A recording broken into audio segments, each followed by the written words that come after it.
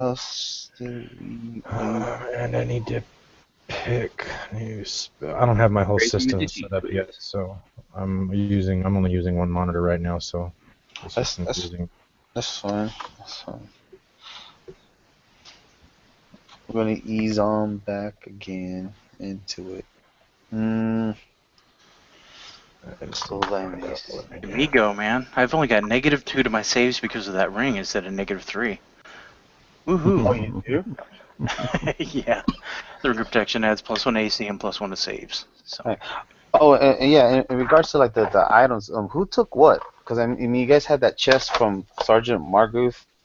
Is basically his prepayment of avenging his family and rescuing them or something like that. Because I, let's see, there was that +1 flail. There was the headband of intellect. I think Argument took that one. The one that's made out of rock feathers. There was a +1 mace made out of a bone femur. A mace. I think I took the Helm of Intellect, I think it was, or whatever it was, right? You took Headband. the headband of intellect. Right. There was a cultist outfit with a medallion. I think one of you guys already have one of those, but this is an extra one. There was a duplicate of a map with with a letter. Basically, it was the same map that you guys have with those names scrawled about it, because you guys find out that his family was like a weapons dealer or something like that, and there was infighting within the clan, between families. And he found out that the people that were responsible for, I guess, ordering the hit on his family was those people on that list. Yeah, you also found a ledger with different names and dollar amounts. That basically the proof that they were in that type of business. But yeah, I don't know who took the flail and who took, if anybody Kyrin took the flail. you took the flail. Yeah. You still have Lightbringer. You just have to. You said that you would have to atone to. You can still atone to it, and then if you do, we'll figure You that mean a out. tune? Attune to it. There you go. Attune. Thank you. Anybody taking the +1 mace, the one made out of the femur? Nope. What was that one? Was that one the bleed? No, that was the knockback. I No, think that was a yeah. flail. The Oh, the flail flail. was the flail was a knockback. Was it the knockback? Mm-hmm. Yeah, Or the that's flail what was I a have written down. yeah. The flail was a knockback, and the other one was the bleed. So I think the femur was, maybe I'm using the wrong word, not mace. It was like the +1 axe. Oh, That's it's what an I axe. thought. Yeah, that's what I Yeah, remember hearing. It's an axe. yeah, that has the bleed effect. I guess since I can probably carry it. I don't know if I'd. Let's see.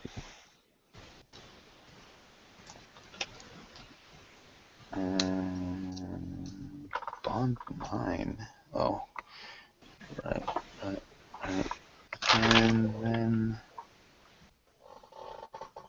So did we ever decide what we were going to do for our rolling dice options, since Roll20 is so random?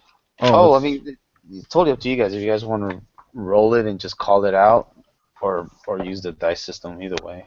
Okay. Yeah, if you have another app somewhere that you like, you can use that too. Yeah. What if I got a dice tray and a fistful of dice? There you go. That'll work. I gotta grab mine actually. Yeah. You're on I'm your just own. gonna don't type know. them in the chat for the sneak attack. I'm just tired of it coming up 1, a 2, and a 2, and or 1, 2, and a 3. How come it never ever does like 2 6s and a 5, or 4s and a 6? It never ever ever happens generally. So. I can't complain. I've had 2 perfect clutch rolls. Yeah. I have Course never of all this. crit this entire time of playing. Really? Oh, yeah. Once. Really? Well, Andrew doesn't seem to have that problem. He always. I don't have. Well, I also designed my character so that I can take advantage of both roles. True. You know. Right. I got mine. Okay. So at level 6, I get to pick a new spell, and then I can also change out an old spell, or Mm-hmm. Yep. okay. Change out any of your lower level spells if you want for a current whatever What? level or. Roll20 just made a liar out of me. Holy shit. Are you Yes. serious? You got 3 6s. That's never, ever, ever Really? happened Wasted in it. any of the Roll20 games that I'm in, and I play rogues in other The games. Roll20 gods heard you. Yeah. Well, They, didn't they they have like an decided update you or need to be something? punished. Maybe Your that's what happened. hubris makes them unhappy. I Yeah. guess so, man. I think Jeez. just doubting it is what makes it happen. Because both Man. me and Telesh don't doubt it or care, and we both roll pretty well. True. That's unreal. Basically, that means that Roll20 senses your fear. Yes. Yeah. He doesn't want to lose you. Come back. All right. Baby, come back. I still roll crap. Okay. Well, So it's just Well, I mean that's the thing though. You can't take anything over a one specific roll, or even a handful of rolls, or even 100 rolls really, because that's But I not how haven't read randomness works. You would think the entire time, since we started playing almost a year ago, that I would at least rolled 120 Mhm. once. And I understand how randomness works, True. but randomness would also have the high end instead of just the low end. Exactly. right. And No, let's that's not forget that's not that how I rolled randomness at works. advantage and I rolled 2 ones. So let's not forget that one either. Yeah. Oh yeah. Yeah. Well, speaking of random number generators, they actually had random number generating devices around the world that had something kind of linking them together when they're supposed to be 100% random. There was some sort of pattern they discerned after that got linked to the same date as 9/11. There was a build-up and a wind-down after it, and it peaked on that day. Yikes. Nobody can explain how that happened. Mm-hmm. You said it's an axe. What type of axe is it? You know what? I would say it's a great axe. It's a great axe. Yeah. Oh, yeah. okay, that's Great axe, +1 grudge holding. Mm. Yeah. And then what does the bleeding specifically do? I believe it's It's just lingering damage. yeah, lingering damage, like I think like an additional D something at the beginning of a. It's either a D4 or like 2 extra damage each round that continues for each hit you put on an enemy until they get some kind of magical healing. Okay. It's almost like a poison effect. Yeah. It's just beating. Yeah. All right. I'm trying to remember where. Well, I know Andal and Argo, you guys were in the tower where they had a little shrine, temple, altar thing that they created for people in there. I know you were in there. I'm not sure about everybody else where they were at. I know Telesh had a run-in with a child or something, but I don't know if that was the same. Yeah, he was meditating out in the he was meditating courtyard. So then I believe Kyron is probably with you too in that same spot. That leaves Rindlethar. Yeah, that leaves just Rindlethar. And yeah, where you were. I'm showing myself in the nest, just trying to get some rest to kind of shake off all this exhaustion. Right. Rest Okay, in the so nest is one of the best. right. So when we last left off, we're just gonna go ahead and resume. Oh wow, it's been a while. Resume where it's late. It's later into the evening. You guys are feeling a lot better. But still, you still feel the soreness and the fatigue from the previous night. One thing that strikes you when you guys come out of either your meditation or from wherever you're resting, if you actually went to sleep or something, is the smell of food cooking. In the section of the courtyard, there's probably a makeshift spit with probably barbecuing or rotisserie something, and it's a pleasant an enticing smell that's basically engulfing this courtyard, and you also hear laughter, which you haven't heard in a while since you guys came into town. You probably see a few children running around playing. You see various pockets of groups of people huddled together, probably with cups in hand, drinking, basically celebrating that they've survived the night. And there are a couple people giving you cheers and toasts as they celebrate. And actually, thank you guys for help in defending the town. Um, there's probably some people that like they're probably like shoving food in your faces right now with plates and goblets of wine or whatever.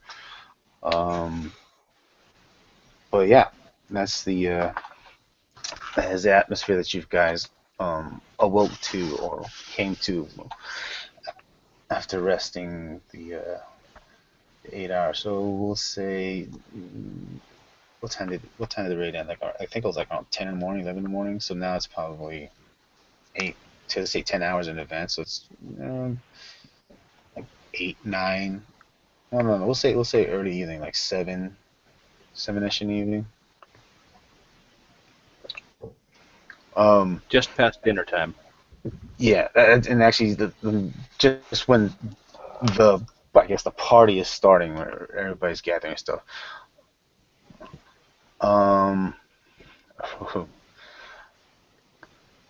So as everybody's gathered in the courtyard, there's tables and stuff put around, and as you probably trying to find a spot, you hear Governor Nighthill overlooking from the tower into the courtyard, and basically saying, "People of Greenest, we have survived the attack on our town, and through your courage and your faith in each other, and also those of new arrivals," and he glances around, basically trying to lock eyes with you guys. I raise a cup to us, and everybody raises a cup, and he says, You're here. okay, I'm at a loss for words. I'm at a loss of thought. And he says, and we will survive and rebuild what has lost, as long as we keep the faith alive. I'm trying to sound too cliche. And again, please drink up and celebrate for tonight. For tomorrow will be the start of our rebuilding of our town. And he raises his cup again, and then takes a sip, and everybody does the same thing. So after that toast, what are you guys doing in the courtyard? I raise a glass and say, "To the brave citizens of Greenest, you fought well." Take a drink. All right. Yeah. You hear a couple people, or more than one couple people, they go, "Here, here, yeah."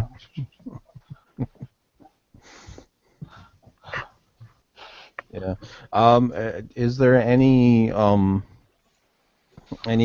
groups of dwarven people, or is there only the one? Well, I mean, aside from Escobar, I mean, there's like maybe a few. There's not really a large group. I mean, this is mostly a town of humanoids. Mm-hmm. You might see an elf here and there, but yeah, Venus is mostly a town. It's mostly a town of humans. Okay. Well, unconsciously, Andal would be moving toward if there's a dwarven table, he'd be moving towards the dwarven table. Oh well, I mean, in fact, there is a table with a couple of dwarves. I mean, seated next to Escobar actually. Mm-hmm. I mean, he sees you approaching, and he says, "Oi, lad, Come have a seat with us. Thank you. What are you having? Oh, this is one of my own concoctions, and he takes a what seems to be a flat no flask. What's the word I'm trying to do? A Caffrey? Stein? Yeah, or Stein. Crap. Yeah, of craft. Yeah, it's a little larger, and it has it's almost a orange yellowish liquid. Mm-hmm. And I mean, and he pours it into one of the wooden Stein mugs, and he basically shoves it into you, almost shoving it straight into your chest. He's slightly intoxicated, almost spilling a little bit on. Lately? Yeah. And he says, "Yeah, drink up." Yeah, I basically try to down the whole thing in one go. Right. And, So, if I manage to do so, I'll slam it down. And what does it taste like? no, well, you tell me, what does it taste like? Oh, I have no idea. I have very little reference on things like that. Okay. Fruity with a hint of manticore testicles. No. I don't know what manticore testicles taste like, so Well, when you took this drink and you downed it, you were expecting it. I mean, being of a dwarven craftsmanship, that it's probably really strong and potent.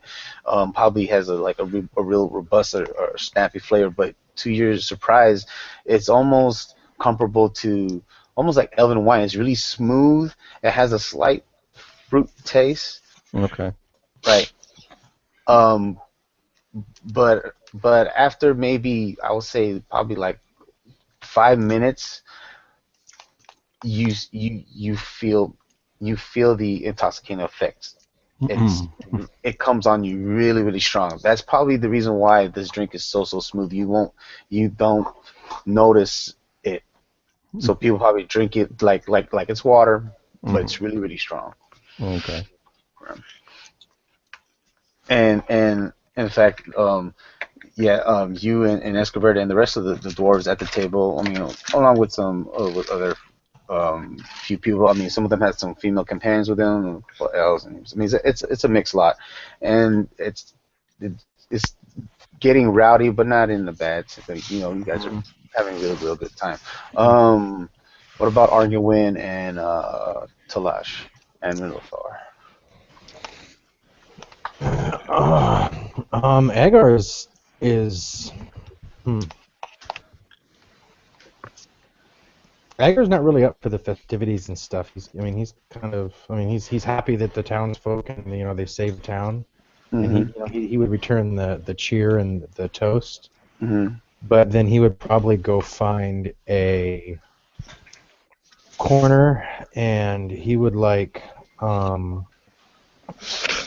actually like to attempt to make contact with this voice that has been pawning himself off as a god, because Agar would really like, not since he's actually met Bahamut and Helm and Death.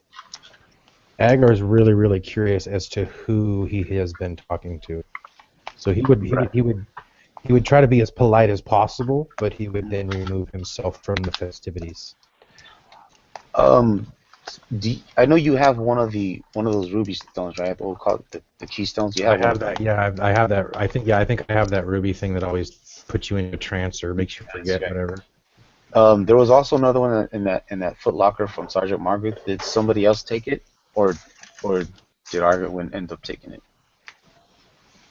The only one I have is the one from the Foot Locker on the ship. All right. And you guys found that? Okay. And then there was another one that you found from Sergeant Margot's Foot Locker also, but I don't know if anybody took it. That's basically what gave you guys would Agar have recognized it for being a similar gem? Yeah, I think you would. Yeah, you would have. Yeah. Agar would have probably taken a piece of cloth or something and wrapped it around the gem, and then tucked it into a pocket and said, not in a way that would make the company think I was trying to be sneaky or nefarious, but Like you can be like safekeeping it for the time being. I mean, right, just like we know that what this is. Let's not. We really don't want to go back in. right. Well, this particular stone, because I think you weren't there for that session, but when the group discovered it and they opened it, you guys were all in the trance again, and that's when you guys had that vision, which is with the vision with the rock and everything. Okay. So and I mean, like it comes in a jewel in a wooden in a wooden box, basically. I mean, enough room for it. I mean, you could probably place the other keystone in there with it if you wanted to take the box with you. There's nothing. If it came, yeah, I mean, if Agar wasn't there when it was found or whatever, but as soon as it came to Agar's attention, yeah, he would probably. I don't know that I would put them together, Right. but I would definitely keep them wrapped and maybe in the same box, but definitely wrapped separately in something that way they're not touching. You never know what might, Right. bad Exactly. juju. Agar would at least exercise caution and say, we probably need to put these away until we figure out either a way to actually use them to our benefit or figure out a way to destroy them. Because Right. at this point, it really doesn't seem like they serve a purpose. In retrospect, there was something that the group did see when the two stones were put together. There was a slight glow and a slight, low frequency hum. Were they touched? When they touched together. That's the reason why you wrapped them up and separated them individually. Agar would actually like to experiment with that a little bit more than maybe. Okay, so this is what probably what you were doing in the corner. If there was like a glow, I mean. Now the first time I had an interaction with this stone, it on the boat, it gave me. It gave you a short-term madness where you just zoned out for I think 10 minutes or something like that. Right. And the same thing happened with this group, but this particular keystone that you guys found from Sergeant Margaret's footlocker is slightly bigger, and it seems to be a little more potent in putting you into a trance. Because it actually put almost the whole group in a vision. Right. Which is basically what you, Renothar, and Talash had. Yeah, Agar would keep them separated until the group can sit and talk about what we want to do with them. Okay. We'll say for now. So you say you're gonna separate yourself and try to contact the voice. We'll come back to you on but that. I would like to see if I can make contact with this voice and kind of call him on some stuff. Right. Okay. Then and then Renothar and Talash, what are you guys doing during the celebration? Talash sees Agar going off to a corner and playing with some sort of artifact. He just sets himself nearby, not really interested in being highly sociable and just seeking to relax out of the way. Right. The child that you had encountered with, I forget the sex. Was it a boy or was it a girl? Been a while. Off the top of my head, I think it was a boy. It was a boy. Okay. So as you're trying to keep an alert eye on Argoin because he's dealing with an artifact. You have your attention focused on that aside from the festivities. The same little boy walks up to you and he tugs on, I'm gonna say on your belt loop or on your shirt, basically trying to grab your attention. Grabbing onto whose shirt? Mine? No, Talash's. Oh. Talash. Talash turns and gives him a look. Usual draconic indifference, so you don't really know what kind of expression he's wearing. He's just staring. Right, and he's staring back at you with big eyes. But what you didn't notice is that he has a companion with him, and it's a little girl, probably a year younger than him. We'll say that the child's about 8 years old, so this other child's about 7 years old, and she's holding a little teddy bear next to her. And he says to you, "Can can you dance?" And when he says this, you see probably behind him that there's a cleared out section where folks are starting to dance, and there's like a small band of probably a bards playing a lute and and probably a little drum, and they're probably starting like to orchestrate some music so that to get the people in the celebration and dancing.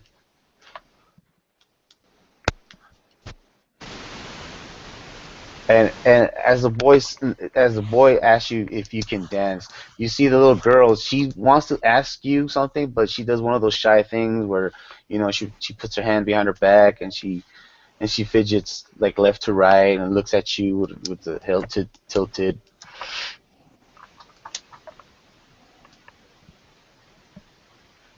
Talas just stares. Right. And then the boy asks again, "Can you dance with us?" And the little girl now is reaching out for your hand.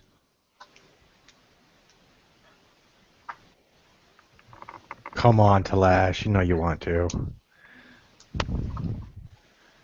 You could teach him one of your native dances from Draconia or wherever you're from.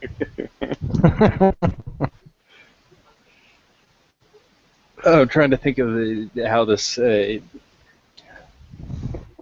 to think this out. Right. As you're trying to come to a decision. I mean, the rest of the party, where they're at, they're actually witnessing this interaction of you and the two children.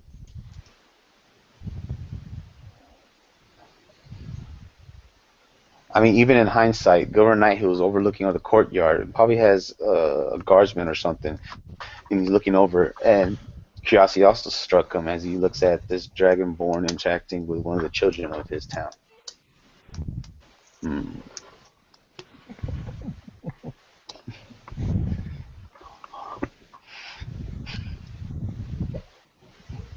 Okay, well, so while you decide, Talash, I have the response. Just trying to get the wording in my head so I can get it out. okay. So go ahead and move on. All right. I'm trying Okay. to All right. clarify it. So, struck with amusement, Renathar, wherever you are in the courtyard. I've you been are- wandering. Yeah. I wander around, but in addition to kind of nodding to the good townsfolk and like trying to show them that someone who's from noble blood can also be, humble and basically showing, I don't know, humility, I guess. Mhm. Going around and just speaking with the common folk and everything, and trying to spread good cheer and things like that. In particular, I want to catch up with my brothers, the company, the Iron Fist, and tell them that you each individually, I'll speak with them and say that you fellows, my brothers, you fought braver than anyone. You should be commended. Edgar Did you would just say, put that music on, Chris? Yeah. Edgar would say, funny. yeah, I was there, I know. in a joking, like just ripping it back, kind of deal. Well, this town would not have survived without our efforts. So And take comfort in that. when you're speaking individually to Andal, he'd be like, Rindelthar, great, good, good. Wow, this stuff looks pretty strong. I better have a little bit. Yeah, and I'll slam the thing right into his chest. Ooh, and I'm not going anywhere near as hard as he did, but I'll have a little. Right. You're totally surprised too, Renathar, when you take a swig of it. It's almost as delicate as elven wine.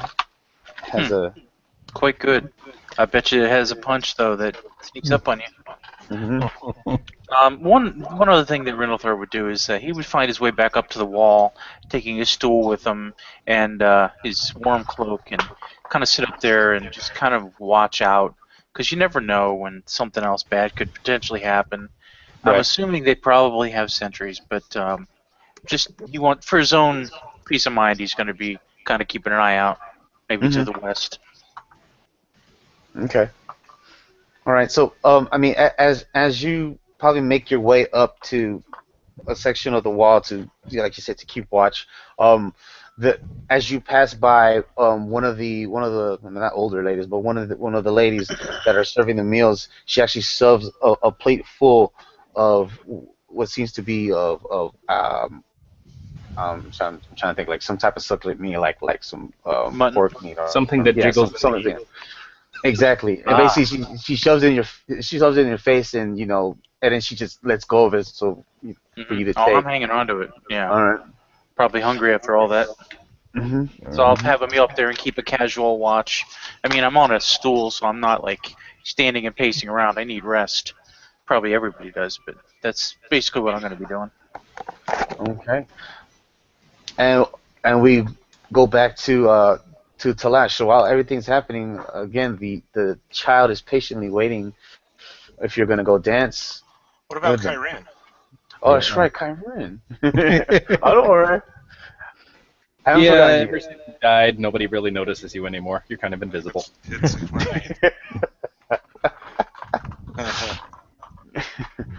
Okay, well, to give Talash more time. Sorry about that, Kyron. Well, I got it. I got it okay. now. So All right. I had to figure out what it was that fit Talash's character. Okay. But Talash gives a grunt and finally responds with, "The only form of dancing I engage in is the dance with death in battle, small one. You must find another partner."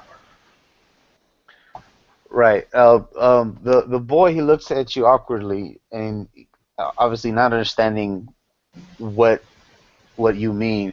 He's like, death dance, death dance, and the little girl's like, show us, and now they just grab both of your hands on each side and they're dragging you to the dance floor. They wouldn't even be able to move him. Well, yeah. But we'll leave it at They're that. trying, though. They're trying yeah, desperately. they're trying. We'll leave it at that. And now moving on to Kyron. Kyron, from where everybody's at, where would you be in the, I guess, during the festivities? He would be hanging out with the people of faith in the town, the clerics, and then basically thanking them for bringing us back when we were laid waste. And then he wants to go over to Governor Nighthill and speak with him. Okay, so like you said, you were hanging out with the people of religious faith, probably with Falcon Moon and with Lady Swift, the ones responsible for bringing you guys back from death's clutches, so to speak. So that's who we have to thank for our negative 4 modifiers. Right. Hey, we're alive, man. Right. Right. At least we're alive. There was also another individual that, I mean, amongst Falcon Moon and Lady Swift, who was the monk that told you guys that the Temple Gentil was being attacked, and the monk that Argowin met earlier that day, Nassim Walandra, and through your conversation, he also mentions to you about his master being lost, and maybe knowing that you're also part of the company of the Iron Fist that helped defend this town, he also, I guess, seeks counsel with you, maybe that to pass on to your comrades, that maybe you can help him find his master when if you guys feel up to it, at a later date or later time. Yeah, after you probably have your repast and your drink and your meal, you probably excuse yourself from that group and make your way up to, you say you want to go up to talk to Governor Nighthill? Mm-hmm. Okay. Right. So I mean, you make your way up. The guards that are there, they let you through, knowing who you are and stuff like that. And you see Governor Night Hill with at a table that's basically overlooking the courtyard and overlooking the town of Greenest. This is probably the first time you ever seen. I mean, Greenest, amidst the devastation that it's taken, that this is actually a really nice spot to have a evening meal or just to lounge about, where you actually can soak in, I guess, the amenities of this whole town. I mean, amongst the ruins and all that stuff. And there's a couple persons around the table with Governor Hill. You're probably assuming probably it's a town official or the sort. And he sees you and he motions you to approach the table. He says, come join us. I'm cleric. Greetings, gentlemen. Right, and each of the guys, I'll say there's about 5 other guys there. You can tell by what they're wearing, it's almost similar to Governor Night Hill, so they are of a position or a type of prestige or renown of sort. And they each give you a salutation of hello and greeting, and they scoot a little bit to give you a spot to sit down. He says, "Please." Thank you. Right. And there's a couple servants that are waiting on the table there, probably 2 girls, and they serve you up a plate and what they are having, and they fill you up a cup. And as you settle in, Governor Nighthill says, again, I cannot thank you and your friends enough for aiding my town. I mean, there is not much I can give, but whatever service that I can or my town can provide, basically, we're at your disposal. It is our pleasure, Governor. May I ask a few questions? Sure. Women. Bring us your women. You're not there, Gwen. We require 3 virgins. Where he claps his hand, and then a familiar gnome walks in. Oh no! That's funny. Yeah, what was her name again? I'm trying to remember. I don't think she had a name. Oh god, that was way back in Phandalin, like our 2nd session, I think. Yeah. Yeah. And then he almost had an encounter with her, right? When he. Mm-hmm. Mm-mm. Yeah. In Leleon, I think. Yeah, they are, We were yeah. looking for Val's killer. Yeah, exactly. Yeah. But yeah, well, going back to what you're saying. What did you need if you needed anything? Do you have any idea, Governor, of what could have provoked such an attack? He raises his hand. He says, "That is what me and these other gentlemen are discussing. We're trying to figure out why our town was attacked. But in fact, 2 of these gentlemen here," and he points to the 2 other men. He says, "These are actually emissaries from the towns north and south of Greenest. They also have reports that their towns have been raided recently. It seems to be a growing concern."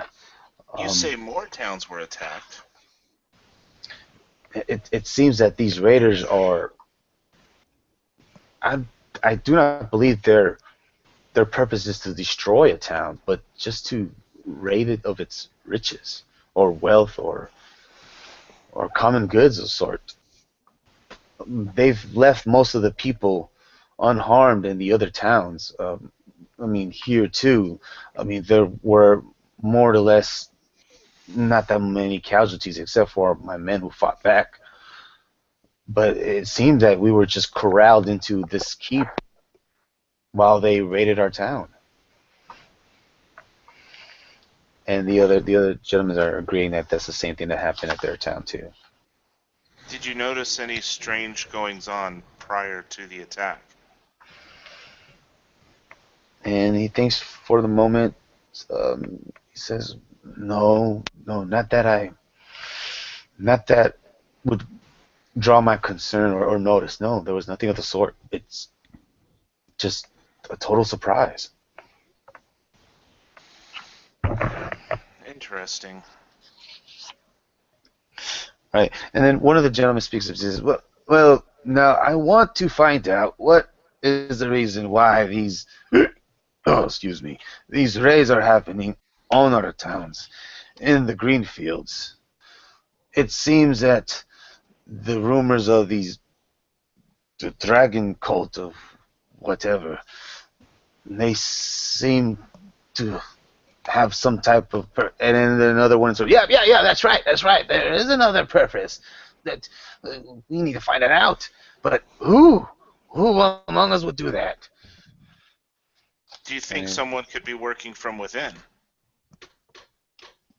You see Gordon Nighthill, he leans back in his chair, starts to cross his arms, and he looks down, and then he looks up at you and he says, I shall hope not. If that's the case, then this cult has their hands deeper into whatever it is they're trying to do. I think that's what we need to find out, is why are they doing this? And indeed, he leans forward and he says, my concern is they might still be on the way to raid other towns. I mean, it seems that they swept from the south and seems to be making their way north. Well, the company of the Iron Fist stands at the ready. Oh, I cannot. Well, and he thinks for a moment, and the other gentleman, they may have heard of the company of the Iron Fist. I mean, some of them, one or two of them are like, or start saying, "Oh, company of Iron Fist, who's this company of Iron Fist?" And then the others like whisper with their backhand over their mouth, saying, "Oh, that's the girl that liberated the Vandal," and stuff like that. And Goran says, "Well, like I said, we don't have much left, as as you can see, we've after what we've been through, but." He thinks back. He goes, I might have some left in the coffers of this town. Maybe we can. And he looks at the other gentleman at the table. He goes, maybe we can pool our resources and help the company of the Iron Fist in investigating for us what's going on with these dragon cultists.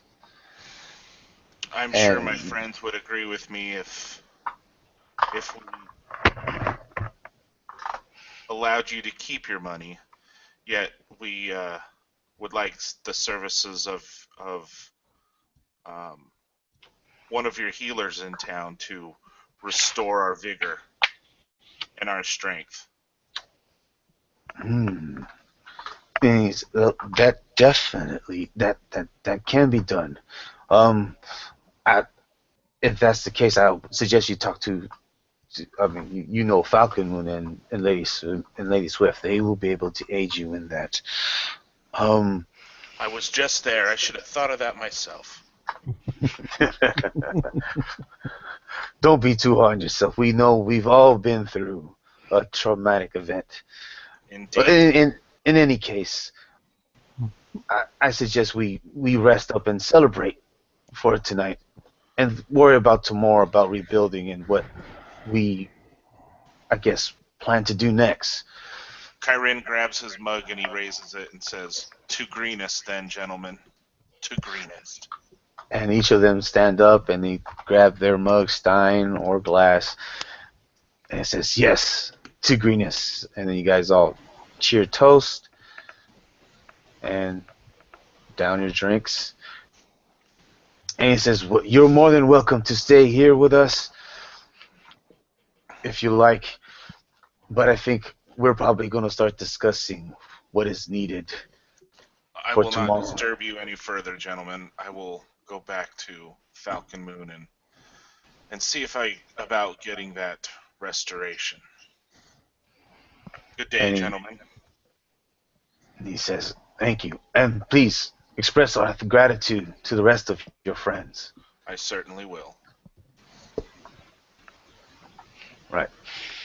So you probably exit down and go down the walkway down the tower into the courtyard. Let's see. Around the back again. And the whole time, Talas just watching the two kids trying to tug on him, and he's just staring at them patiently. Right. You said you didn't budge, but for reasons unexplained, you have actually moved closer to where the music is, where the bards are playing. Maybe unconsciously, you let yourself you get closer, and the children, when you get to that section of where the people are dancing and stuff like that, they let go of your hands and they start dancing in front of you. And I would imagine you probably stand again with your arms folded, or maybe even take a Indian sitting position and just watch these children dance and intermingle with the other folk that are dancing. Say that again. That it goes in and out for me. Oh, I can hear well, everything. like I said, as they were pulling on you to get to the dance floor, and you're standing firm, you probably did not know, but you unconsciously just let yourself get moved to closer to the dance floor. And when you get closer to it, the kids let go of your hands and they start dancing in front of you. And either you're standing there with your hands folded, or probably taking an Indian sitting position and watching them. Tiago was surprised, probably even enjoying yourself watching these smooth skins. Is he any closer to me, to Andal? Definitely, he's probably about arm's reach of you. I mean, Okay. I stand up and slap him on the back, and I say, join in. It's cultural experience. You're here to experience the world. Join, and I shove him in towards the. Oh shit.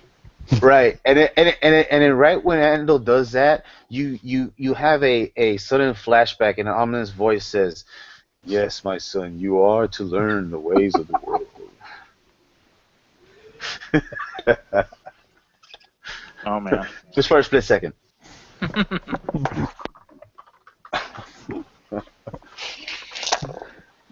Peer pressure. That's not peer pressure.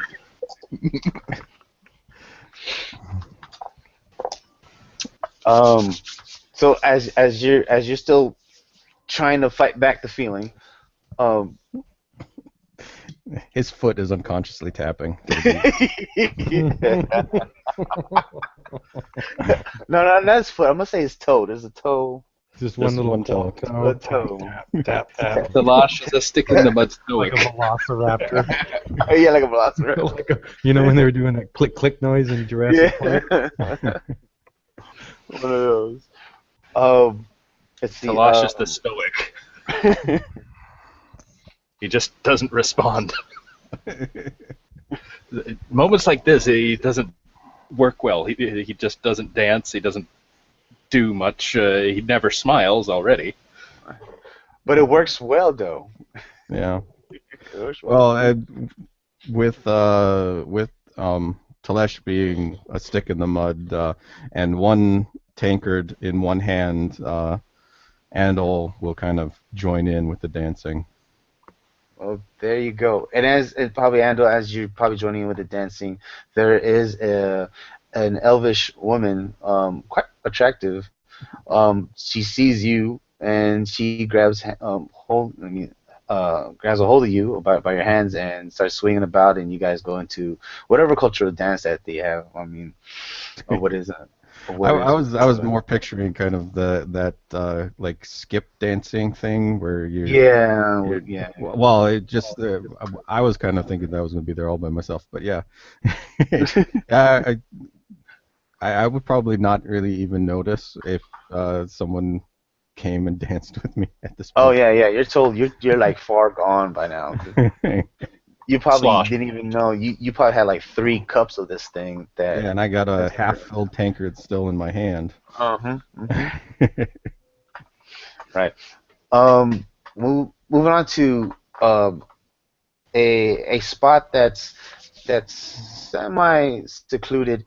I mean, this is probably like a spot where there's probably like a couple or two that are talking and giggling and stuff to the side. But you do find arguing that you're in that spot. Basically, that's the most I guess the quiet spot that you can find to see if you can try to communicate with the voice that you've been hearing throughout these years. So I guess what exactly are you doing, or what exactly are you asking? First, I am going to actually ask Bahamut and Death and Helm, and I'm going to kind of do a little prayer to them to kind of make me steadfast, because I feel like this is maybe going to be a confrontation. And then I had another question. Is there a way for me to make like a protective circle around me to where whatever happens in that circle stays in that circle? Like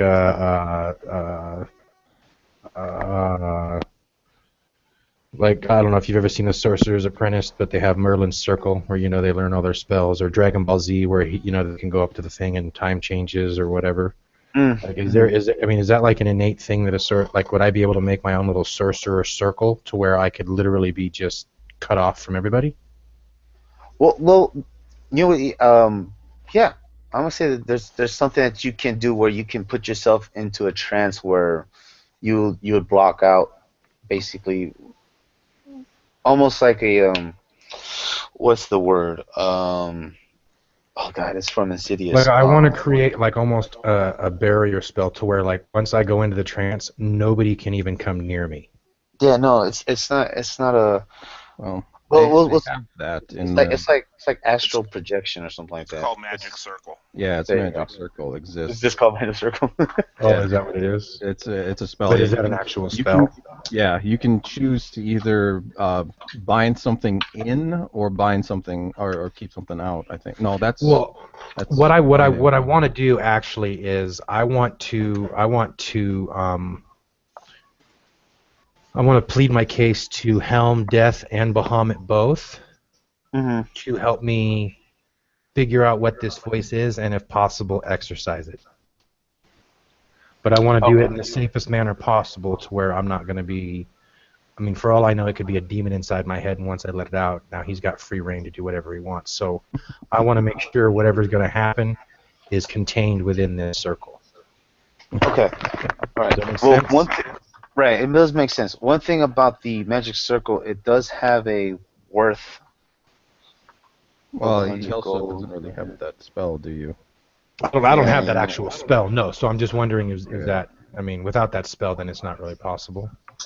Yeah, no, you won't be able to cast it. Well, Kyron says Oh, he has Kyron- Magic Circle Kyron prepared. I need... Yeah, I mean, I don't want to metagame that, but yeah, I mean, if Kyron could set up a circle... Well, the thing is, he wouldn't even know right, what of I'm trying to do, right. You can go ahead and ask your question, though. I mean, Well, I want to be... could always First, go I ask want him to... to do it. Do what? Could always just ask him to do it. Oh, yeah. I would actually talk... Yeah, no, I would actually probably call the group together before I did this, because I don't see this ending very well, and it's. I mean, Agar is actually really frustrated, and he wants this voice out of his head, and so he is going to ask. He would actually bring it to the group first, so. I mean, after he's kind of sat in the corner and kind of figured out his game plan, he would kind of try to motion the rest of the group over and kind of express his concerns with having this voice that I mean, it can manipulate me to do pretty much whatever. I mean, it's been manipulating me for years, and so I don't want it to keep on having that kind of control, especially if it's affecting Katie too. Right, right. Well, Um, as you're in this corner, and like you said, you're coming up with this game plan, and these thoughts are running through your head. You you don't hear. I'm trying to say this.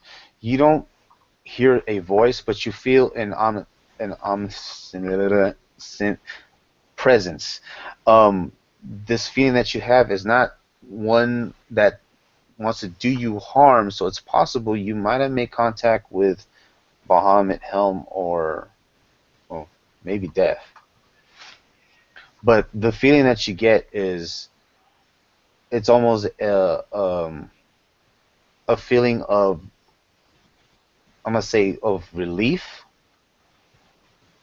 as in the let's just say like the years prior when you were conversating with this voice that was in your head that you didn't know who it was, who you thought was Bahamut, but after your encounter with Death, Bahamut, and Helm, um, you don't have that sense of not danger, but that anxiety of not knowing for sure of to a certainty that it is Bahamut that you are conversating to. I mean, now you do know that it's not Bahamut and it's another entity. In that sense, you feel a relief as you're trying to plan out your game plan and how to, like you said, how to exercise this possible this other entity that you've been conversating throughout the years. right. At this precise moment, I mean, everybody's off in their thing. I mean, you can go ahead and go around and try to gather them up. I don't know if Ando's going to be of much use though. Right. um, Um, one thing that where is the box of the rubies? Is it with Meanwhile, you? Andal stubs his toe and swears in I Dwarvish. think. Well, I mean, I think I would. I mean, I think I think. Well, I Well, think we here, discussed that I had them, right? right. Yeah. Well, Because that's another thing too. Is I want to actually examine these things. I want to actually. I wasn't there when they touched them together, and right. so Edgar would really like to see what happens when he touches them together. But he wants to make sure that nobody else is going to be affected by whatever might happen. Right. Okay. Okay. Okay.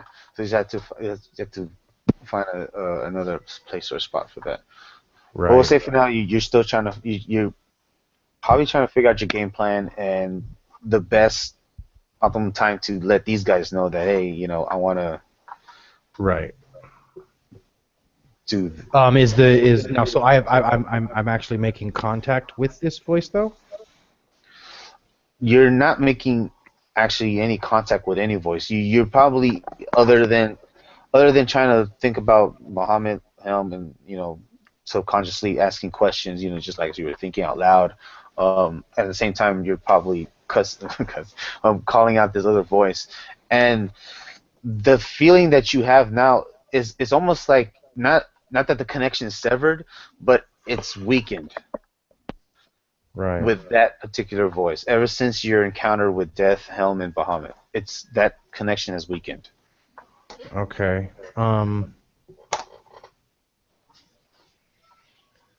I ask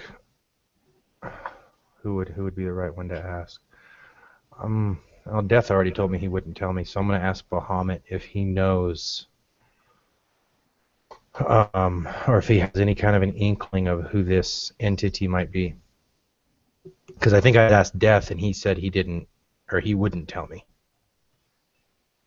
He right. As you're thinking about this question, and you're concentrating, trying to get this connection with Bahamut to see if he can come through. All of a sudden, you are startled as a couple that was probably next to you. They bump into you, probably doing whatever they were doing, and it ruins your concentration for that moment. And as you open your eyes, you look, and for a second, you thought you may have seen Katie's face amongst the crowd, but as soon as you blink your eye, what you thought you saw ends up being another young lady with the resemblance of Katie.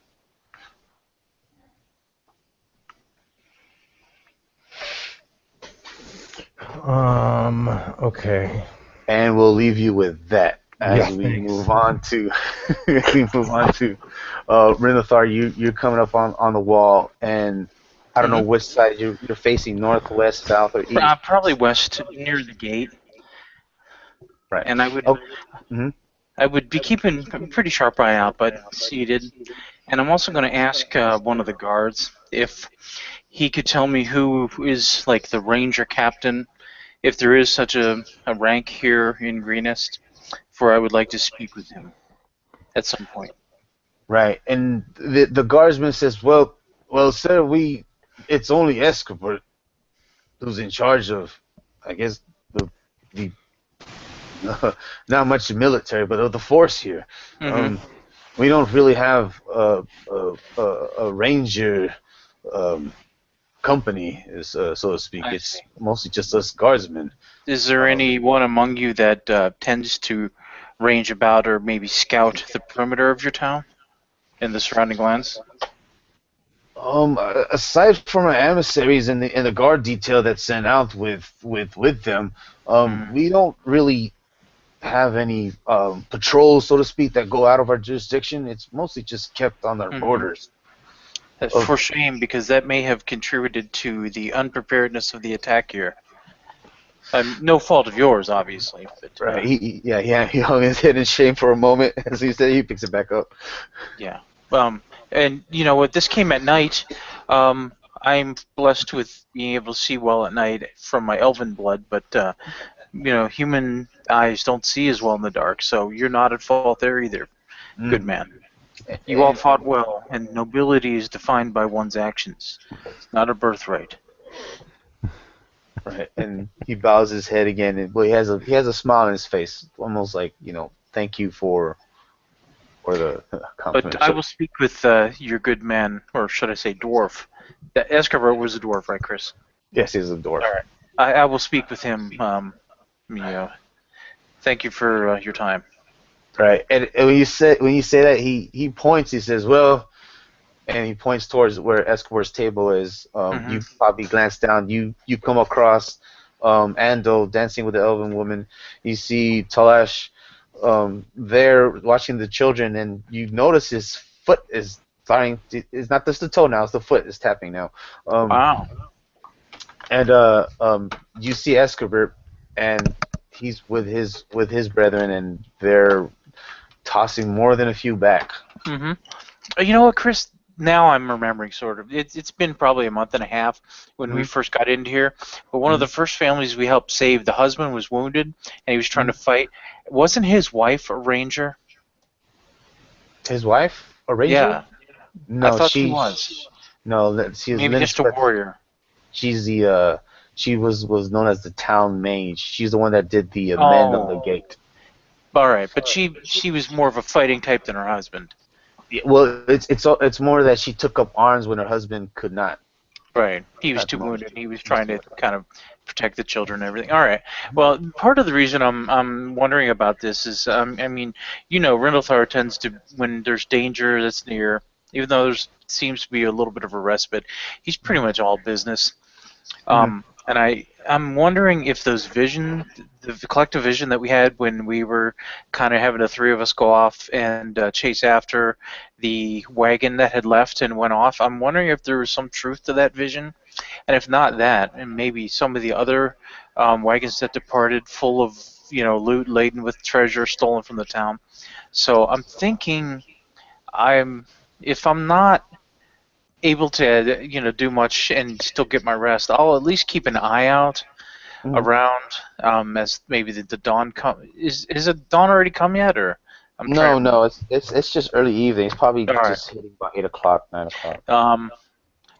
I'm at the very least going to keep an eye out. I'm going to maybe see if there's a spyglass available, because if there isn't, that's something I might invest in. I have the money.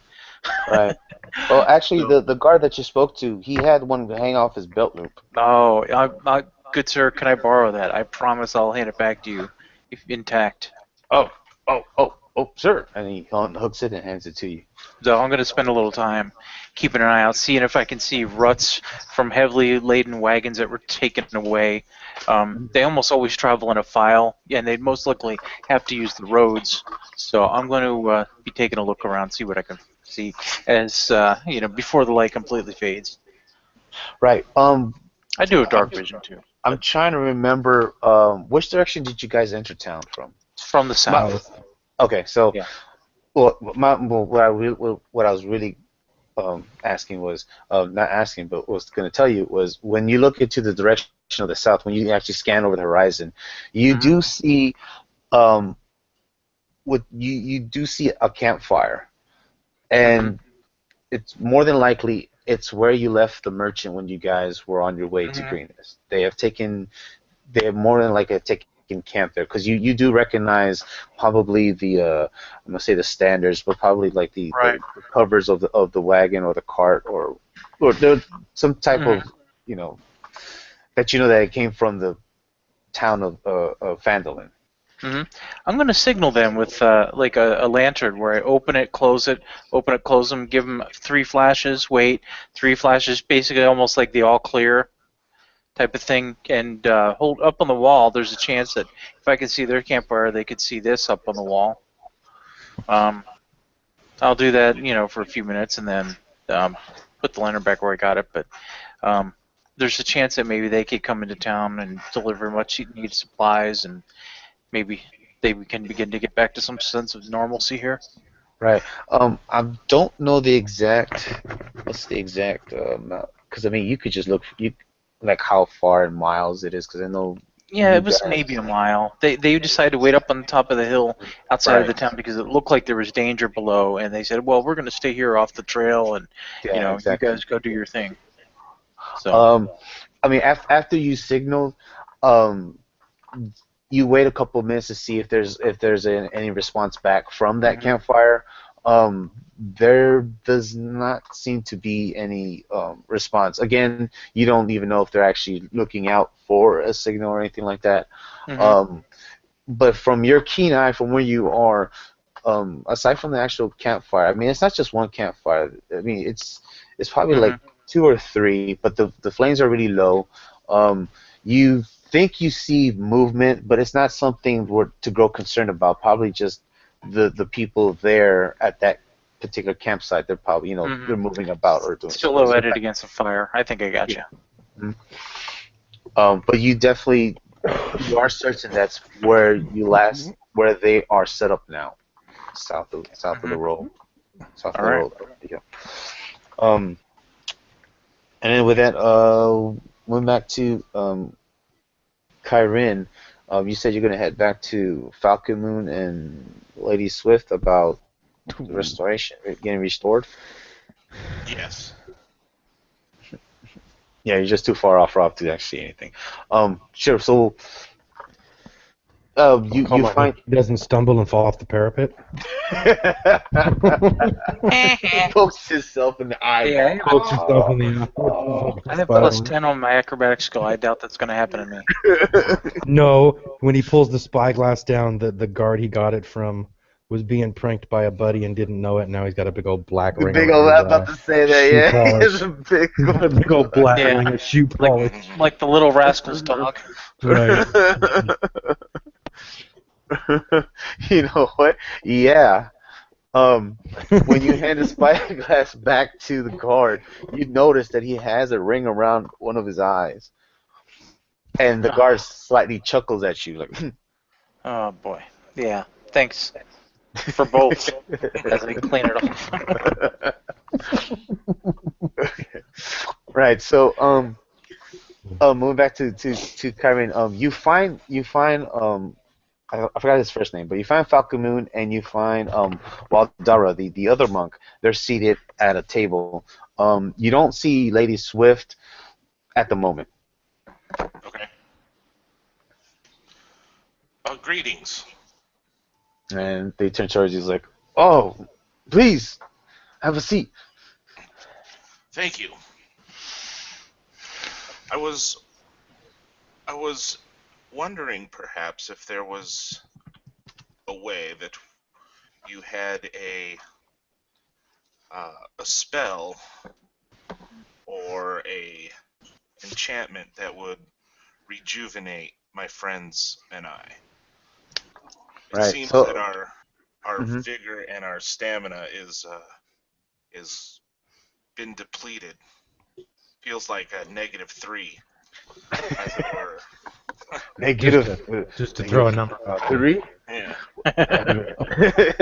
Falcon Moon asked them, "Have you ever heard of a -3?" No. Yeah. -3. As you're finishing your question, there is a I'm not gonna say an outburst, but there's somebody that asks, "Oh, is this seat taken?" And when you look at this gentleman, it's a rather large guy. He has a pretty wide berth around him. Berth. And before you can even respond, he takes the seat right next to you, Kyran. Given the fact now that you're probably squeezed between him and I'm gonna say the monk. Falcon Moon's across from the monk. It's a you the tables that they set out. These are relatively long tables, probably let's see, probably like 4x8 with benches and probably some chairs at the opposite ends. But he takes basically the half of that bench next to you, and like I say, he's rather large, and he brought himself a plate, and all three of you are taken by surprise because he just has a mountain. It's almost like one of the guy that just enjoys himself at a buffet. Eating with a lot of gusto. Yep, eating like out of gusto. And I mean, it's almost where you have to like squeeze your shoulders together just so that he can fit. Okay. And then he looks at you and says, "Hey, you need some meat on your bones." And he grabs a plate from across from the people that were sitting across, and he grabs one of the empty plates and he puts it right in front of you. And he says, "Have some of mine." And he grabs just, I guess, another handful of food and just places it right in front of you. "All right, come on, eat up." And he smacks you on the back, and he relatively has some strength behind it. Oh, well, I appreciate your kindness, good sir, but Uh-huh. Mm-hmm. No, no, no. it isn't my belly that is weak. It is my physical form. Mm. Yeah. And I mean, this guy just has no disclosure for like personal space. He grabs your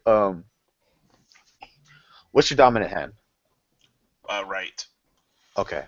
So we're saying that he's sitting on the right of you. He grabs your right hand and he lifts it up slightly. And almost immediately when he lifts it up, he lets go of it. He says, "Oh, man, you're cold to the touch. You need to eat more. Here." And then he takes a Stein mug and fills it up with what seems to be some alcoholic beverage and puts it in front of you. "This will warm you up." I'm sure it would. I grab it and I take a drink. And he continues to eat. So as I was saying, uh, Falconwood, is that his name? Falcon Moon. Falconwood. Mhm. Um, it is stamina that we are lacking. And with this next part of our journey coming up, I feel that we need some divine help in restoring our vitality. Would that be something you could accomplish? And he looks at you and he says, "Well, son, it it has taken quite much of our resource, if you want to say, to bring you guys back. If we were to restore you to your, how you say, your vigor, it may take a couple of days to do, or at least two. Um, and he looks to the monk, and he says, Nassim here. He's from Candlekeep, and well, Nassim, what do you think there's something that we can provide or maybe concoct for them to? And Nassim, he looks, he says, well, I only know a few antidotes or elixirs that we can probably create, but again, just to find those raw materials. I mean, it's something that we won't have here in town. Candlekeep would be the closest place, but that's still a couple of days away. I mean, my master would know more of it. If he was here, he'd probably, yeah, he'd definitely know how to restore your strength back to you. But I mean, I believe that probably a day's rest or so would probably restore your strength to you. And as he says this, he also reaches over and he kind of like taps your hand, and he taps your right hand, and he's like, wow, dude, it's a warm night, but you're cold to the touch. That's quite peculiar. And he looks at Falcon Moon and he says, well, that might just be the residual effect of death. I mean, they just been brought back. Yeah, I wish it were that way. It would probably, our stamina and vitality would probably return to us in a couple days, but in a couple days their trail can grow cold. I was hoping for something that we could speed the process up and perhaps catch the bandits as they were making away. Oh, so, and this Falcon Moon's talking. He says, you mean to to to to follow these, to search them out, these raiders? Yes, that's what I mean. Hmm. That is a daunting task, and I mean, yes, I do agree. At your condition, I mean, you and your friends wouldn't be up to par if anything happened. But then, and then Nassim says, well, hold on, Father. I mean, they might be able to find the herbs that they need if they do head out of town. I mean, I can give them a general direction where to go to find these herbs to create an elixir, and it's really a simple a simple thing to make. Are you familiar with alchemy? I am, as a matter of Well, fact. well, then it is to your advantage to go find these. I mean, if you are to search these cultists out, these raiders out, you might very well be able to find these herbs as you go forage out in the green fields. Um, I just am always on the lookout for things to make elixirs and potions. right. Well, Perhaps if you had a list of items that I should be aware of. right. You know, yes. And then he he has like a satchel with him, and he brings it out, and there's a couple of tomes in there, um, probably some stacks of papers, and you two or you three actually start to culminate, basically the list of what herbs that you probably will need to forage out in the fields of greenness, of green fields, to create an elixir that can speed up the recovery process, coming back from being resurrected from death. To take away the -3. Excellent.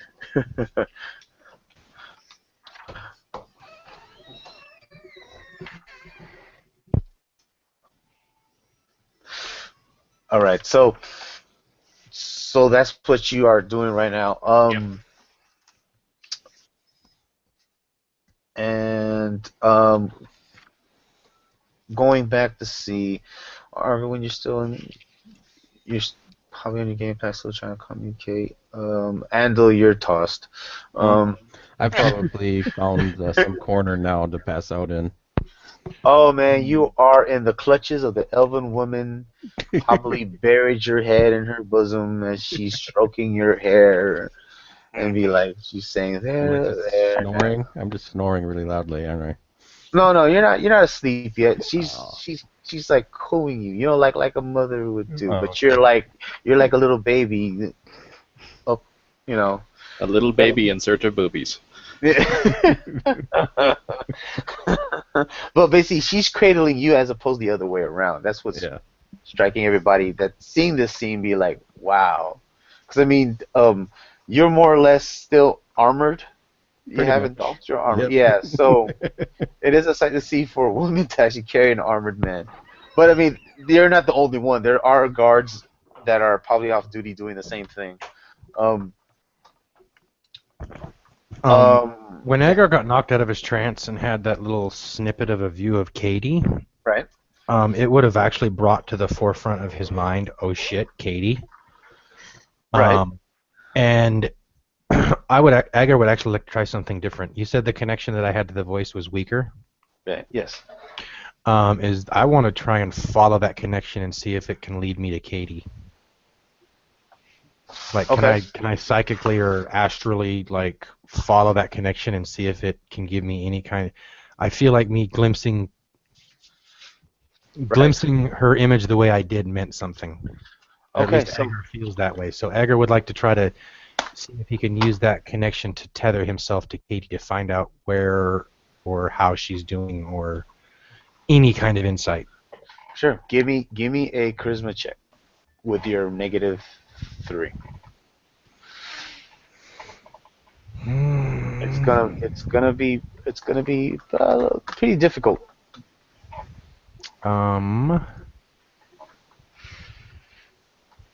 Do I get to use a dragon check? No. Okay. Which one is it then? Just a Charisma? straight charisma? Yeah. Straight charisma. Yes! -4. -3. Oh, -3. So it's a there. So it's a 16 and a 12. Chris, Did he's it- already got it figured in. No, it's so you already in figured there. it? Oh, okay. Yeah. All right. Okay. So I get +3 for my charisma and then -3 because of the penalty. Right. So as you are Well, that wouldn't then be correct either, though, because straight up, you're not proficient. In charisma, yeah, I am. In the saving throw, yeah, but it's not a saving throw. It's a it's check. not saying it's a check. I don't have You a and I- check. Well, you'd have to then actually subtract 3 from those, because your proficiency doesn't go into it. A straight up check, Oh, Yeah, okay. Okay, I see. because it's not a specific skill that you get your proficiency in. So it's an unskilled charisma check? Yes. Yeah, it's unskilled. There you go. Yeah. Well, no, I mean you could still use the same rolls. It's just use the same roll. Just Okay, add a so -3. 16. then. Steve, 16. the way you do that is on your second tab all the way at the bottom. You Yeah. can just do an unskilled check by rolling there. Right. Yeah. That's the thing. So- I just closed out my window. So you're trying to find some fake It's getting connection with a. I could take that too. No, Well, that's Rindlethor, though. I was really far right. So 16, I guess, is what it is then? Yeah. Yes. Okay. 16's still pretty good. That's Yeah. still pretty good. For I'm the just trying way to good. see if I can, since it's weaker, maybe I can use it to my advantage. Right. So you're trying to find, like I said, to regain or what's the word? Reconnect with the with your connection to Katie. You have a sense that you might, or you have a sense that you need to travel in a southern direction. Okay.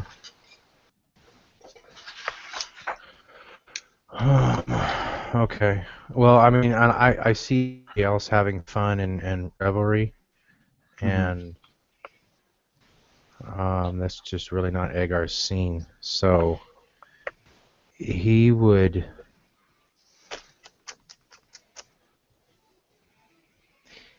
probably retire for the evening. Okay.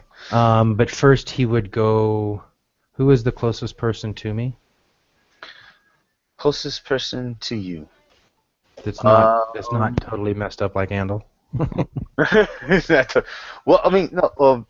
You tell me, who would you want to be the closest person to you? I would probably go seek out Rindlethar because I know that he's kind of sweet on Katie. Okay, so it makes sense that you're probably at one section of the wall, but at the bottom, and you know where Rindlethar went, so you easily find him enough, and he's out there. You probably just caught him right when he was giving back the spyglass to the guard, and he turns around, and you can't help. You're trying to hide the laughter. Right, yeah. Agar would kind of... Actually, Agar would he'd like put one finger up by his eye and kind of rub like nonchalant, like, and just kind of grin at him like, like this. Yeah, I know. I saw it on the other guard as I'm rubbing away with the cloth. And then I would tell him that, you know, I've managed to track the general direction of Katie, and she is to the south. And that, I mean, was I able to ascertain like just her general location, or was I able to like at her? Well, you're not certain if it's. I mean, well, you're trying to find Katie, yeah. So you have a sense that she's somewhere towards the southern direction. I mean, that's what seems to be coming up every time you're trying to feel her out, basically. That's something's pushing you towards the south, so it's quite possible that might be her location. Okay. I would relay that to Rindlethar and express that we need to try and head south as soon as possible, but I do realize that we need to rest, and that we are not in any kind of a condition to be setting out. So, if he or anybody else has any ideas, Agar is open to it. Well, actually, Agar, it might be a little bit foolish of me, but in passing, I had spoken to Andal, and we thought maybe it would be a good idea for me to head out. It's not far to talk to the caravan that we left behind, kind of at the hill south of the town. Tell them it's safe to come in, and ask them maybe if they saw her, or you know, a small company that she could have been in, and maybe get some leads. Okay, Agar would he would be all for that, but he would insist on coming. He wouldn't feel comfortable sending. Yeah, he wouldn't. I mean, as a group, we're already pretty beat up. Well, I don't think sending out one person. No offense, my friend, but you're nowhere near as stealthy as I, and I have an invisibility potion as a backup. I already used mine. Shit. So, it's no offense to you, but I think I'd be better on my own.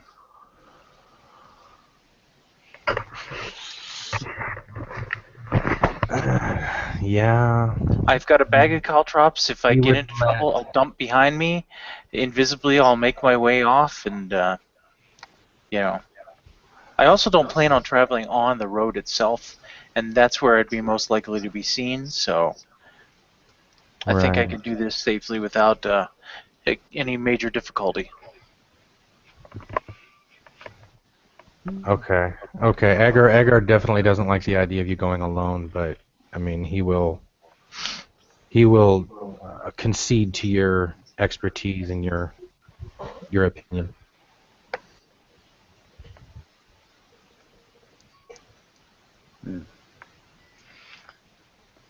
Right. So, is But this what you're going to be doing? South is the way to go. Right. And actually, Agar would probably wait for Rindlethar to sneak out, and then probably sneak out on his own. Oh no, he's talking to you. I mean, that's Right. honestly that's probably what he'll do is he'll wait for I mean, he'll give Rindlethar the impression, oh, okay, go ahead, good idea, Mhm. and then as soon as Rindlethar is, away, Agar would well, I don't, my tracking skills aren't the best. I'm probably gonna get fucking lost again. No, Agar Whereas will, mine are decent. Agar will let Rindlethar go, but he's definitely not liking the idea of Rindlethar going out alone. Mhm. All right. So as you two were conversating and culminating the plan of like what you guys were planning to do, like to sneak off and to approach or to reconnect, to find out what happened to the caravan that you guys were with. There is another guard that's walking down the parapet. He's actually walking relatively quickly towards you, and he says, "Oh, Master Rindlethar and Master Arduin," and he salutes. What is it, man? And he says, Governor Nighthill is asking for your presence at his table on top of the watchtower." Oh, And he points. all right. Well, we should go see what he wants real quick, Yeah. Agar, Just before we go anywhere. lead the way, Right. sir. And he goes, right. And then he starts to lead you on the way. As you guys are making your way towards the top of the tower. There are at more or less at the same time, there is the guard that approaches you, Talash. There is a guard that approaches Andal, and there is also a guard that approaches Kyrin. Basically with the same message that you are all requested at Governor Nighthill's table. Well, hopefully the guy who's addressing Andal brought a bucket of cold water.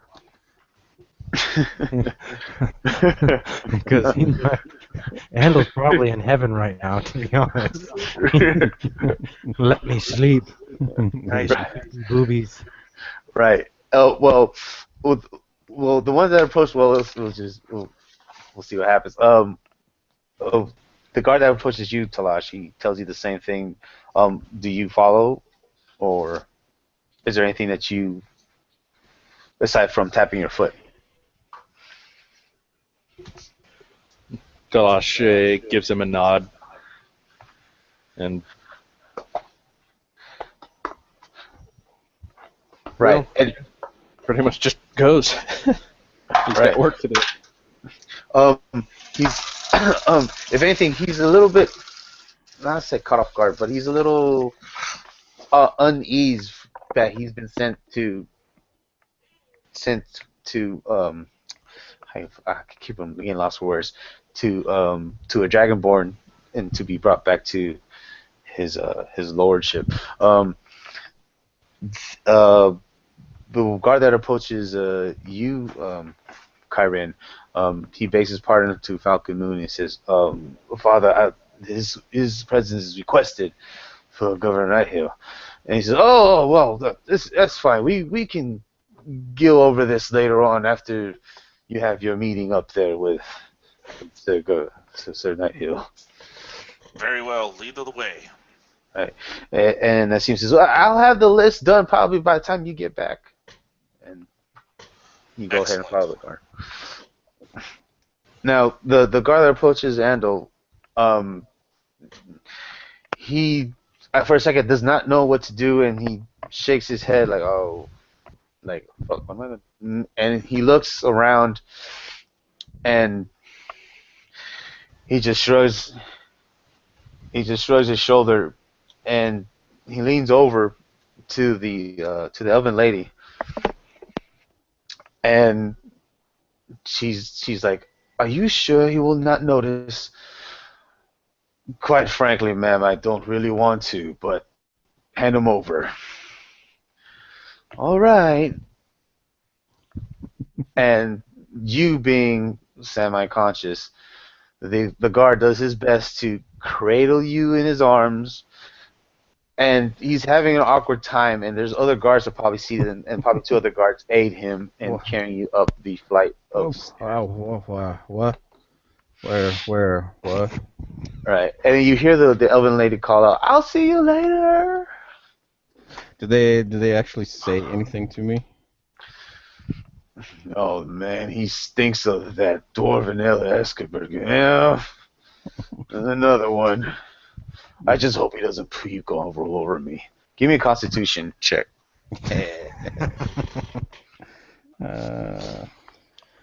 Save, right, or check? We'll do the save. Save. Yes, save you from hurling, hopefully. Oh wow. Right. So. Jesus Christ, dude, really? Yeah. No. See the handle. So Unreal. he's like, oh, and then the guards stop and they're like, whoa. If he has to go, let's give him room. And you're like, nope. You do one of those, one finger up in the air, like, and two fingers on your mouth. You're like, no, I'm good. I could go. And then they continue escorting you up to the flight of stairs. Okay. This is kind of up to you, but do you consider alcohol a poison? Oh. Well, was that with the -3? Because you did crit, though. Yeah. Well, no, I don't have any. Yeah, you can see in there. Yeah. Well, here's the benefit of actually my new list level is on saving throws I get +4 now. So I have actually a +1. You have a +1 technically to to saving throws. But well, I mean, technically, yeah. I mean, the game mechanics, right? It is a poison effect, but okay. Nope. I'm trying to understand what are you trying to. Well, it's what I'm trying to get is if they mention in any way that this is important business, I would lay on hands and cure myself of poison. So basically, I just drop the drunkenness immediately. Oh, okay. So given that, I mean, you still have your wits about you in the sense that you're going to meet the Governor Nighthill, but you're still, like I said, you're intoxicated and stuff like that. So give me this will be a charisma saving throw. Charisma saving throw. That's. What should you be aware enough? Oh come on. Oh come on. Seriously. That's now on. I'm proficient. Hey, Hey, charisma saving throw. Just so you know, I am proficient in it, so I get a +3. I have an 18 charisma, so that's a +4, and I now get to add 4 to my saving throws, so that's actually a +1. So I'm adding 8 to whatever I roll. You know what? Point. From now on. Sorry, it wasn't supposed to be charisma. It was supposed to be intellect. Intellect. Okay. Oh, sure. A little bit worse. Yeah, that one's gonna be tougher. That's gonna be tougher to do. Well, all I'm saying is we need to buy some of that dwarven ale because you're. Oh my God! Seriously. Seriously. Dude, we need to buy as much dwarven ale as we freaking can and keep it plastered 24 hours a day. Oh, God. Just what let we were it drink to his heart's content. There's just drunken realized- boxers. You could be drunken fighter. Paladin. Right. I did not. I'm Remember sorry. what I I have was a drunk 20, earlier about the roll. a 13, and a 19. So That is insane, dude. Yeah, it is. I mean, yeah. I mean, I thought you at least felt. Hold on. I wasn't even recording the rolls here. Now I have a record of the rolls. Look at that. Con 24, Charisma 21, and an Intellect of 20. Seriously. And he's intoxicated. yeah, and I'm intoxicated. Well, I'm gonna start. It's throwing some because names Andol and on Talash fire. don't care. The roll is the roll. Yeah, exactly. Yeah, you guys are cool with the rolls when you look. No, yeah. Well, there you go. Okay. Well, if I rolled 20s all I day, would I'd be be cool with too my if I rolls rolled too. like that. Shit. Yeah, But yeah, roll 20 only screws up. It's funny. yeah, you have to get the Zen state first, then Right. then you get the benefits. Yeah. All right, cool. So you all of you are now being individually escorted to Governor Night Hill's table. Let's take a quick, I don't know, like a 2 minute, 3 minute, and everyone needs to grab a bio drink or anything like that. Other thing I wanted to ask is, Kyron, you have to go at 2? I can go a little bit past that. A little bit past that? Okay. Yeah. Well, we'll see. We'll probably shoot for either 2:30 or 3, because I myself, I actually got to get up early tomorrow. But can I cure myself of the drunkenness? Yes, because of your awesome rolls. Shenanigans. Hey, I'm using Roll20, so you have to blame Roll20. I don't want to because it might mess me up when I do my rolls. Okay. So yeah, Roll 20 smells your fear. Yeah. Right. Okay, so 2 3-minute break, right? Yeah, 2 3 Yeah. minute break. All right. Doug, how? I guess look at that. Till what time can Words you? are hard. I probably can't go much past 2:30 at the very latest. Okay, well, yeah, actually that works out for me too, because actually, well, I might as well tell you guys, I'm going to Disneyland now. No, it's my son's birthday on the 14th, and traditionally we go to Disneyland during the week of his birthday. So Perfect. Oh, really? that's cool. Yes. So that's the reason why I gotta get up early in the morning. Trust me, I'd rather be playing the Dungeons and Dragons, but Hey, Mark's man, like, you want to adopt another kid? I've never been to Disneyland. really? No. Yeah, I'll pay man. I'll pay $12 for a churro. I don't care. Well, Oh, man, it's it was on a ridiculous. show I was watching earlier. Yeah, it's Here. yeah. I just can't believe how ridiculous the price is now. I mean, I remember when I used to go, it was like $60, $50. Now it's like double that. Mm-hmm. I remember when it was $20. Really? Oh. I've You never had to use been. tickets in order to get on the rides. Oh, really? Oh, yeah. Yep. But yeah. So I'm gonna go be seeing Mickey and all that stuff. But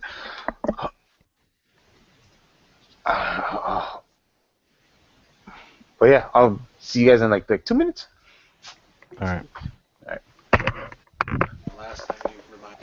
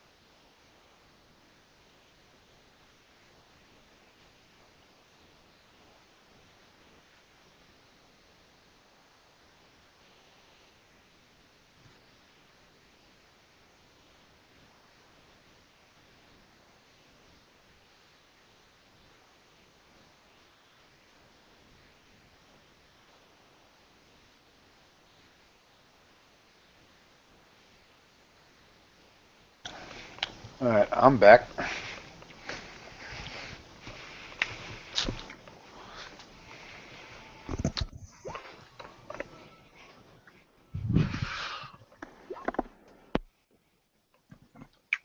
Okay, no problem.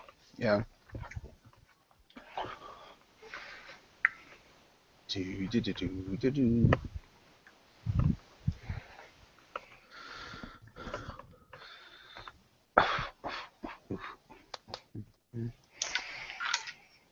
Man, it's a lot of stuff.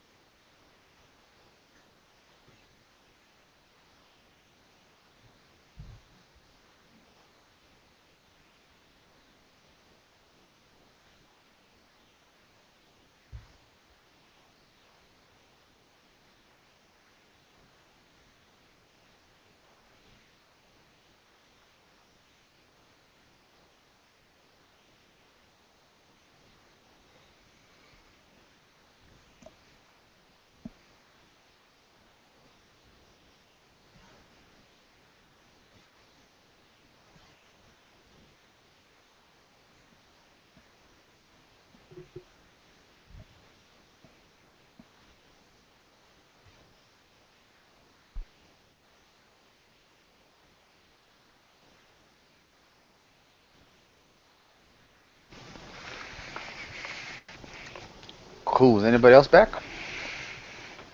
Yeah, I never left. I'm back.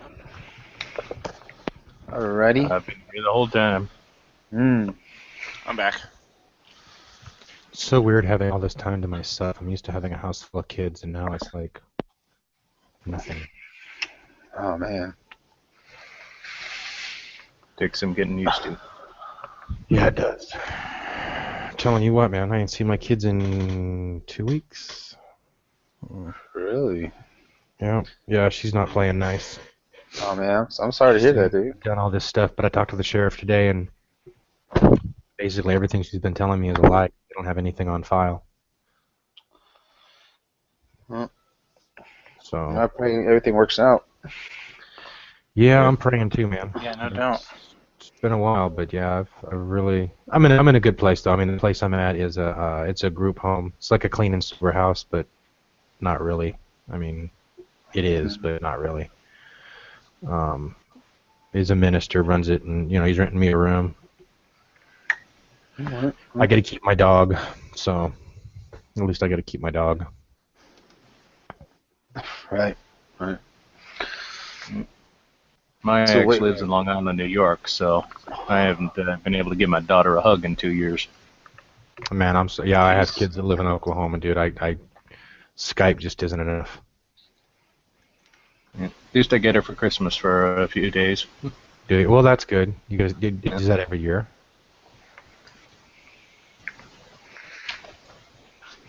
Do you get her every year like that, or just?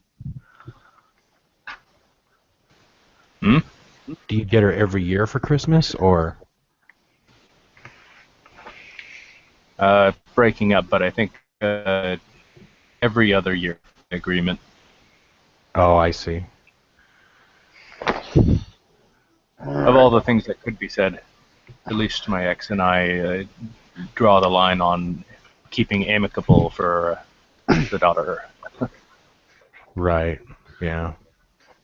Yeah, I thought we were doing the same thing, but apparently not. So, it is what it is, I guess. Right. So, are you guys ready to start back up? Yeah, let's go kill some shit. Right. Tiger's got some new spells he wants to try out. Cool. All right. So you guys all make it back to Governor Nighthill's table. Um, from the scene before when Kyrin met up with him, I mean the gentlemen are still there, but they're actually not seated at the table. They're all standing. Um, and Governor Nighthill, he motions for you guys to take basically their seats and sit with him at the table.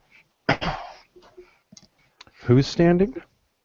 The emissaries and the other the other like guys that were with him at the table when Kyrin first met up with Governor Nighthill. This is Agar's first time seeing him. Yeah, it's the first time you seeing these other men. Can They're I- probably like they have some type of maybe power or prestige in the town, or maybe an official or something. Mainly probably underlings, but under Governor Nighthill. He says, "Please, take a seat. Take a seat." Agar would take a seat, not next to the governor, but probably within 2 or 3 seats of him. Okay.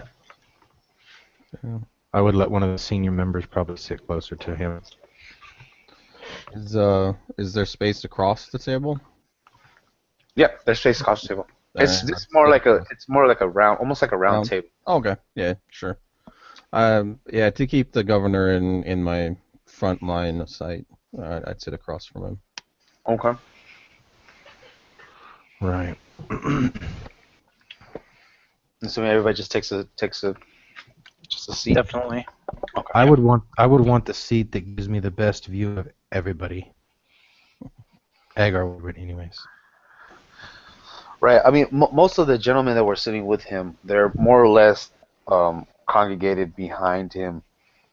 Maybe one off to the side. If we all sit across from him, then they would be all across from us, basically. More or less. But then again, it's almost like a round table sort of. So Right. I mean, there'll be an angle where you guys won't see. But yeah. Right.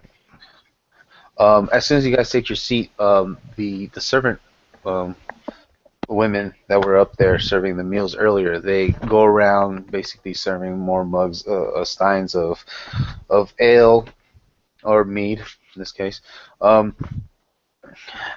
and as soon as they serve you, they actually take off and they leave the area, basically just leaving you guys, the guards, and these gentlemen that were with Governor Nighthill earlier. And he shifts his weight in his chair and he says, as you know, I cannot express my gratitude enough for aiding my town.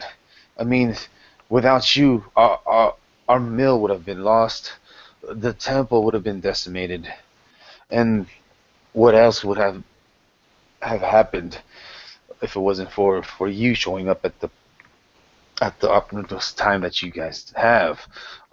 With that, I raise my glass to you, and he takes his cup and raises it to you. And he says, to the company of the Iron Fist, may you always,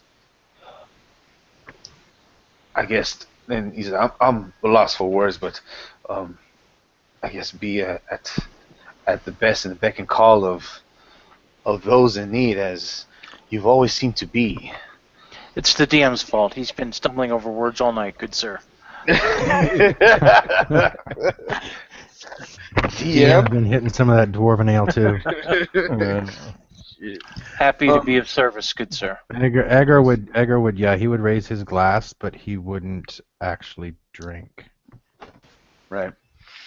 And that's well. And he says, "Well, I've called you up here as we have discussed earlier." And he motions towards Kyrin that we do need help in investigating the reasons why these attacks are occurring in the Greenfields.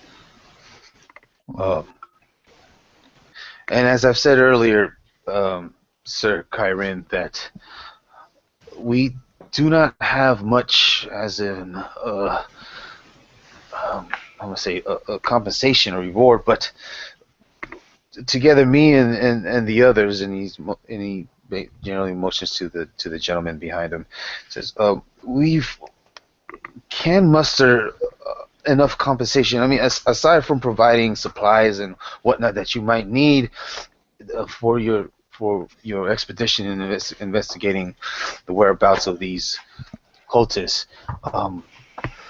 He says, we believe we came to an amount of 250 gold pieces a piece as compensation for finding out.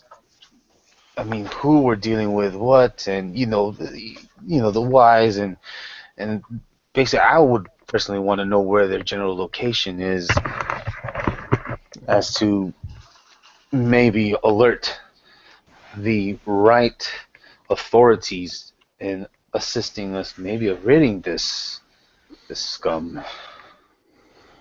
Yeah, Agar would actually say south. South? South is where we need to go. Oh, you have a lead on them. I have an inclination and an intuition. One of our party members was taken captive by these people, and she's to the south, so I would assume if we go to the south that we'll find who we're looking for. But I would like to know, Agar would like to know if there were any relics or any artifacts of especially great importance or value that maybe this town held. Artifacts of value. Not necessarily in monetarily value, but clearly they're trying to amass wealth. But if they're attacking so many cities, it would almost give me the impression that they're looking for something specifically.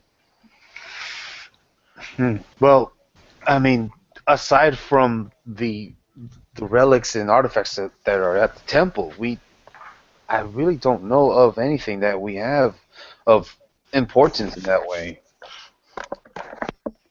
I mean, it is. I'm lost that I don't know why they would attack. And the motions to the other gentlemen, and they all have. They all agree that they too don't know the reasons why their towns were ransacked. Other than that, they were just attacked. He says that from my knowledge, these emissaries, they do not have any. I guess we're not guardians of any type of reliquary or anything of that importance. I mean, the only place that I know offhand would be the Candlekeep. I wonder if they were attacked. Okay. So they're just basically trying to grab as much loot as they can. We have Agar's got a pretty good suspicion that they're amassing a hoard for this dragon. But we also learned about these dragon eggs, and I think maybe that would be something that might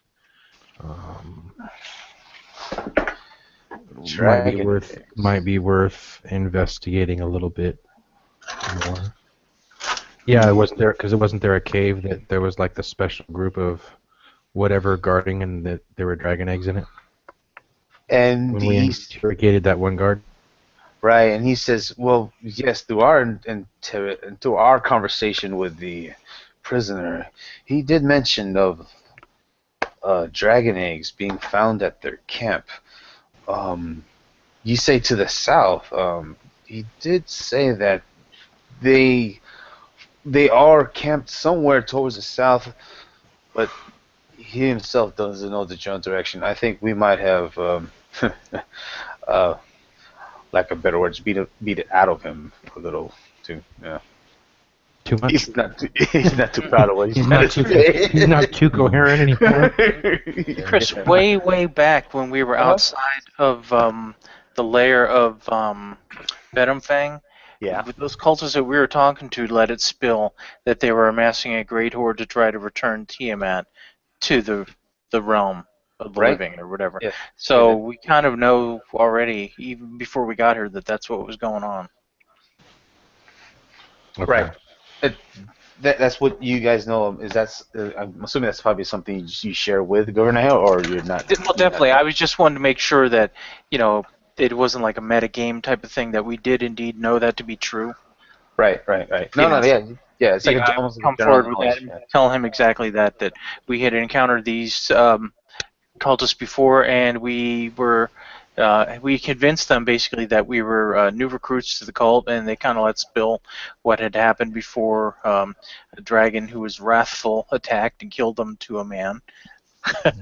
But we did manage to get that information. That was one of the main reasons we came south, other than my Harper contacts let me know that this place would be, a point of action, and they were not wrong.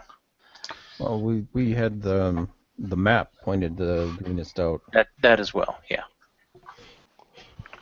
And then he says, "You guys have a map." Yeah, two of them now. Yeah, in fact, we could probably let them hang on to one. Okay, so you guys let them see show them one. Okay. Yeah. I'm still not entirely sure. I'm still not entirely sure that I trust everybody at this table. Yeah. You can go ahead and give an insight check while you're since you're trying to see if they are trustworthy. Who was the manor person again? The one that Sergeant Margaret Swift. This is Swift family. Swift. Mhm. Oh, yes. It seems that Swift may have been working because it's wisdom. possibly for the dragon cultists, it looks like, but was ousted by another group. Wait, you're saying there was a cultist among my town? Swift. Yes. Right. Do we have the letter that we got? Who has the letter? That he basically confesses in the letter. Well, yeah. One of you had the letter. Well, we just say that you're able to produce it. Because I actually didn't finish. But as soon as you mentioned this, he actually calls one of the guards to seek out Lady Swift to bring her back to the table. Basically, to figure out what is going on. From what you can assess from who are you trying to cast insight on the people around him or on Governor Nighthill? I think Governor Nighthill is probably okay. I'm more concerned with the people behind him and his emissaries and those guys. Right.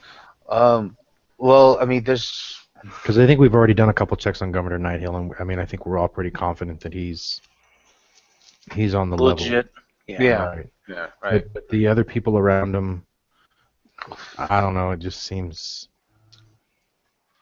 Well, I mean, from what you gathering, and I mean, this is probably throughout the meeting that you're trying to again assess the dispositions of each individual. There's about 5 different men. Kyron knows that 2 of them are emissaries. We'll say that one is from Verdusk, and I'm trying to look at the map here. What's the other one? Yeah, one was from Verdusk, and another one was from Tyrell. These are two towns north of Greenest. If you're gonna follow the trail up. But I now have a question because I can't see the map specifically. Didn't we stay or pass through one of those towns? You guys actually passed through both of the towns. I'll put you guys on the map right now. Oh, okay. Verdusk. Okay. And what was the other one? The other one is, if I'm pronouncing it right, is El Terrell. Eltro, okay. Yeah, and nothing. I thought we didn't. Well, definitely we didn't see anything in Burdusk because we like stayed there for like a day because we Right. were waiting for Kyren Mm-hmm. and El Terrell. So That would when have were taken us past Scorniabel too, wouldn't it have? well they might have circumvented that, gone through the woods or something, Right. and that might have been a larger thing they want to try to deal with. Mm-hmm. So we didn't see it, but I mean, on our way here from the north, we didn't see any signs of. No, I mean we passed through El Terrell quite a long time ago. So they could have been attacked since, but Burdusk was. I mean, Burdusk, we were yeah. just coming from We were Burdusk. just there. Yeah, Hmm. they had to have slipped in behind us. I mean, we Well, yeah, didn't notice especially that. if all the attacks were coming from the south. How did we miss them on their way to Burdusk? Yeah, that's true. Okay. Let me retcon that. I'm not totally the wrong cities. Yeah. Maybe. It would most likely be Erebor and Yeah, Erebor and Easting. Easting. Easting. Those make more Yeah. sense. Yeah. Okay. Yeah. I was just picking cities off the map, but yeah, it's Erebor or Easting that makes more Those sense. would make a little bit more sense. So they're kind of coming a little bit from the south, but South. also, yeah. Heading north. Um. And also coming out of those mountains too, the Sunset Mountains right there. Could be. I mean, they That could be might coming be an from. area we might I want mean, to check out too. if they're like down in this area here, Yeah, that's towards Alm. Yeah. yeah, they could come up here. Wrong one. They could easily attack from here to here to here. Right. Basically, do that type of thing. But the dragon would have to have somewhere close by that it could. Yeah. I mean, there's roost up. mountains Yeah, that is the right other over tip of the here. map, I guess. There's Yeah. mountains here. Yeah, there's a lot of mountains down south. So Well, I know south is where Katie is. pretty easy to. Okay, so Easting and Erebor. Yeah. One of the two emissaries are one's from Erebor, one's from Easting. What you guys were just talking about? Is that something you guys were talking about out loud to the, or is this just, or that's just out of character? Well, Thought that was out of character. That was out of character, mainly That's out of just, character. Okay. but yeah, add certain bits of that information would probably, because the dragon was an impressive thing, Mm-hmm. and it went south, Flew right? South too. Yeah, it flew south as well. Yeah. Yeah. Are we any closer to figuring out, like, maybe who would have penned the names on these maps? We do, yeah. It's Swift. He wants them dead. He wants these people dead because they turned Killed on them. him. They Yeah. what on him? They killed his parents, actually. Yeah, they killed killed him. his parents. Yeah. Like he was from what I understand, Swift was courting the cult of the dragon, but then another family moved in, killed his parents, and were taking his share. You know, he was stabbed in the back. That's the way I understood. Is that correct? Yeah, that's Alright. correct. Is And this then the ones Swift that- still around? Governor Nighthill just guard. called for Yeah, the guard. for Lady Swift. Yep. So we'll. You're waiting for Lady Swift to come Alright. up. Now we know who Frula Mondath is. Do we know who either of these other two people are?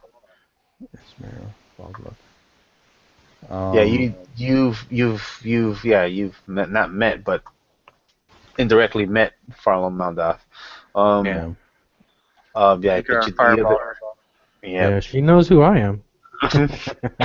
Bogluk and Rezmir, I'm trying to remember if there was a mention of Rezmir. The Rezmir, I thought, was mentioned, Yeah, I but think I gotta look at the past videos. I think it might have mentioned Rezmir, but for now, we'll just say you still don't know exactly who that person is. But Well, if another anything- thing that's got me curious is because where it says Cult of the Dragon, and then it actually has the town of Greenest itself circled. that's That- what led us to Greenest. Yeah, but why would We we had thought that the Cult of the Dragon was held up there originally, but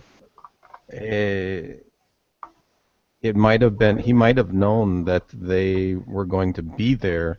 At least one of these people might have been there Planning on attacking or planning an something. attack before he decided to put a hit list out on them, and so he thought that might have been, maybe he thought that was the best chance to get one of them at least before he was taken or killed. Okay. I'm guessing. That's conjecture. Right. I mean, yeah. I mean, and Agar is kind of wondering why.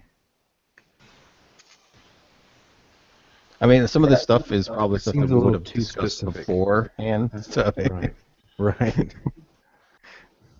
So, but this is still out of character. You guys yeah, are- I think so. I think Right. so. Yeah. I'm just trying to. I'm trying to like still. I mean, it's been a while since we played, so I'm still trying to remember and process everything. But like, I'm starting to notice little clues. Agar would notice, like, looking at the map. It would jump out that the town itself is being circled. Like, he could have just as easily put Cult of Dragon with a line, but he actually circled the town of Greenest, and that to Agar would be suspect. Right. Well, when the company first encountered this map, this is what they recovered from the brother that was killed by the Dark Mantle and Venom Fang's lair. And that's like Anno said, this is what led them to Greenest. Okay. Okay. Mm-hmm. I'm probably overthinking it. Sorry. Go ahead. No, that's fine. No, a few moments later, as you guys are probably discussing amongst yourselves about, out of character stuff, but then, this is probably what you discuss among the company as aside from Governor Nighthill.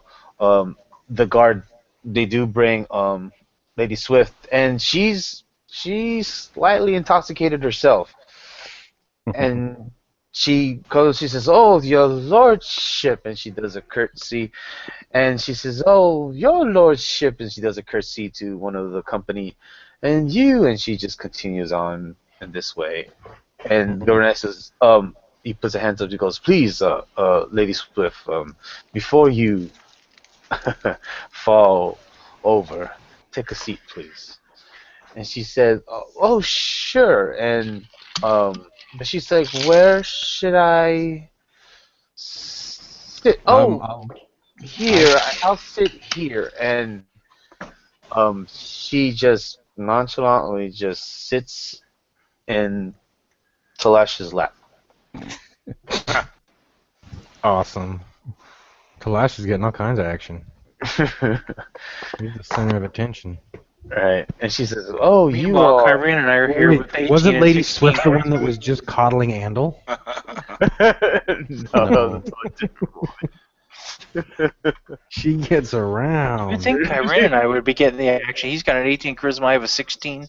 I mean, jeez. Man, I got a 16. I mean, shoot. Indifference apparently is a powerful force. I guess. Out of the Dragon Force lab, she does say, "Oh, you're quite unique." And your husband's an evil bastard. What's your point?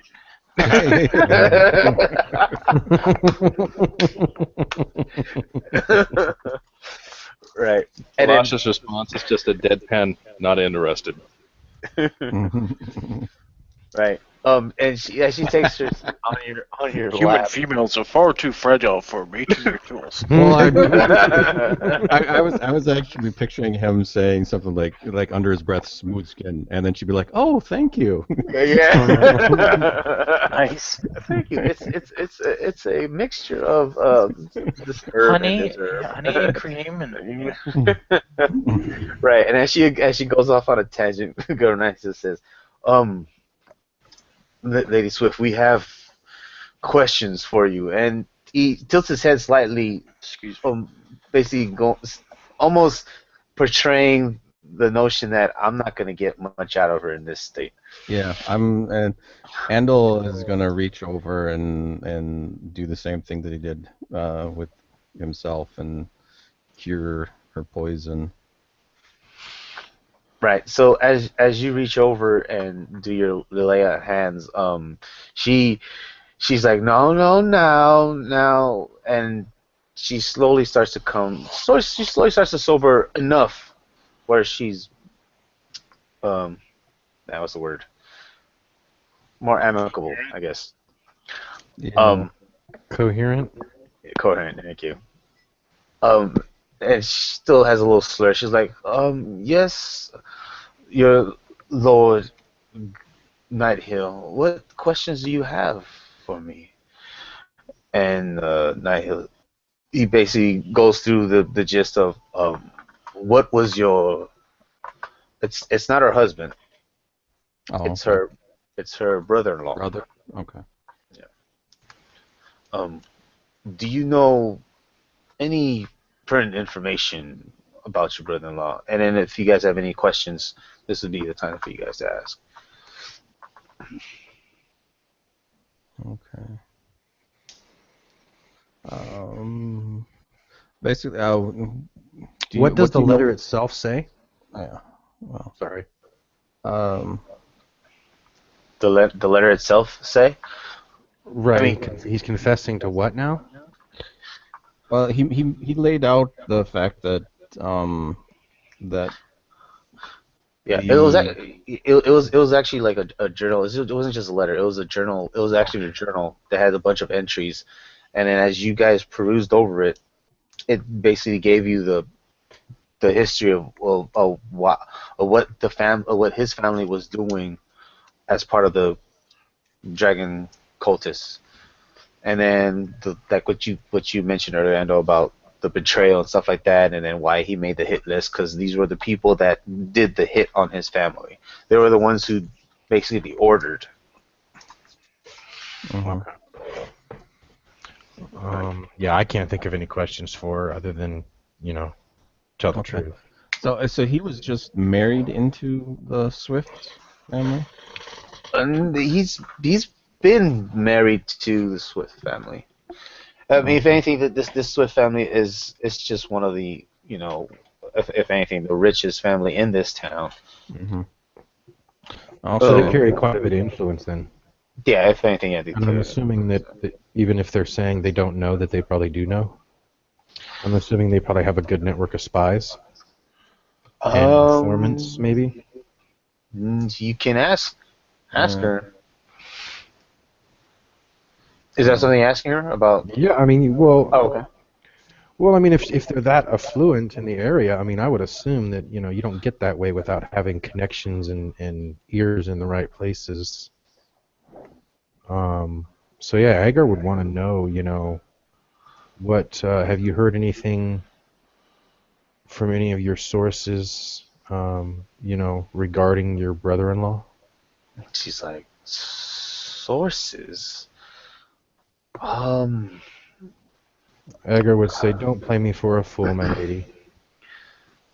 oh no, never. I wouldn't play you as a fool, but in regards to what are you and I'm I'm quite confused, and she looks at Gurnell. I don't know what they are asking me. We Maybe more specific.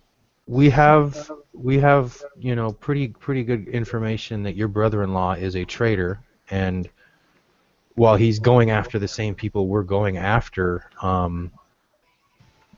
clearly he's got a grander plan. And I find it hard to believe that you being in the position you're in the station you're in, and holding a position you hold in the community, that you're not aware of some of the comings and goings on that's involving him. I would find, I mean, Agar would find that just almost impossible to believe that she's just, I don't know. Right. So as you mentioned this, her eyes go slightly wide, and um, she's taking offense to the accusations that she's claiming, and she says, "Uh, I honestly do not know what business my brother-in-law's had. Um, I do know that his brother left suddenly a couple months back. But other than that, I don't really know what his business is other than being part of the town's guard. What rank does he hold within the guard? Right. The Governor Nightingale says, "Oh, he's His rank is probably, I don't know what the ranks are, but it's probably like a second, not second, probably like third, fourth in command. Like he's in charge of a small detachment. Nothing like as high as Escobar or anything like that. Right. Agar would apologize if he offended her or was too harsh, but at the same time he would also explain that we're caught up in something that's a lot bigger than all of us, and if we're not going to work together, then there's really no chance of anybody making it out. And so if you can't speak if you're not the one who's in charge of the family, then we need to speak to whoever is. Not the patriarch or whoever would be actually in control of the family affairs is who we need to speak. Because you can't tell me that nobody knows what's going on. And she says, well, other than, well, my husband, but, I mean, you saw earlier, he's suffered a trauma, so he would need to rest for a moment, but I'm pretty sure I can probably soften him up a little bit to maybe a private meeting with you. Okay. So this is just dawning on me, but Swift, she is actually the one that we encountered originally when we came in, right? Yes. Okay. I don't know why that connection didn't fire, but you're still suffering the effects of the dwarven ale that okay. gave you. So so he's brother-in-law. So who was your brother-in-law married to? How was he related to the family? I believe he is married to her sister. I believe her name, if I remember correctly, was Penelope. I think that was the name I gave her. And where is she right now? Well, when you guys were celebrating in the courtyard, stuff like she's the woman, she's the mother of the 2 children that was held captive while you were battling. Sorry, excuse me. Yeah, I believe her name was. I think it was Penelope. I think that was the name. Okay. But yeah, so that's her husband. Okay. You probably saw them amongst the crowd. They're in the celebration, just like how you guys were. Yeah.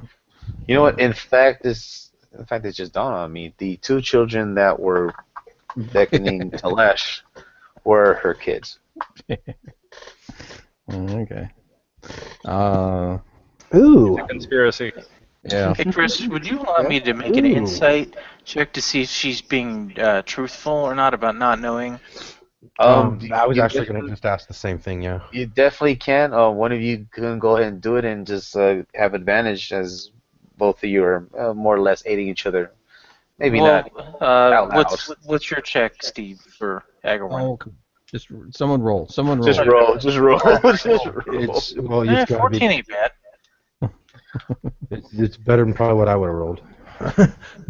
I mean, given her current disposition, you don't find her being untruthful in any way. Then I would pipe in here saying apologies if we made any kind of wrong assumptions, but if you could help us maybe get to the bottom of this. It seems that maybe your brother-in-law was doing some things that maybe weren't on the up and up, and this is no reflection upon you, milady, but we'd just like to maybe have some words with him if we can, in a peaceful manner, of course. Well, she says, well, as soon as my husband has rested, I'll send for him. Where is we have a healer? Where's his men? Where were the troops that were under his command? I would like to speak with them. The troops are under Sergeant. There you go. Sergeant Margut's command. Yeah.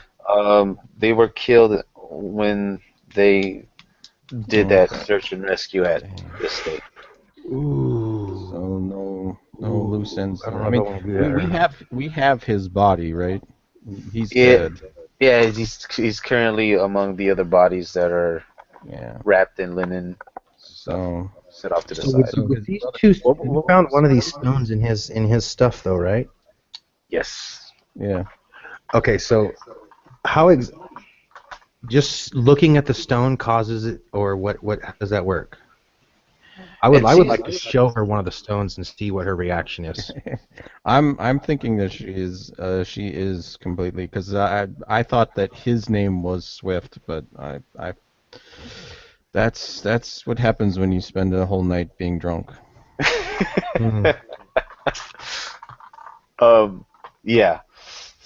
No, yeah. Her maiden name is Swift, not his. Okay, well then never mind. Yeah. I think it might be worth it talking maybe to the two kids. Maybe send Talash over to talk to the two kids and see if he can get some information out of them on the, clearly they've formed some kind of a bond with him. Well, the mother, Penelope, whatever, she might understand. She might know a little something. I think we should speak with her. Because if he was espousing some sort of doctrine or something like that at home, saying something like there needs to be a change of Right. leadership or something like that, then and also this is a direct question to Lady Swift.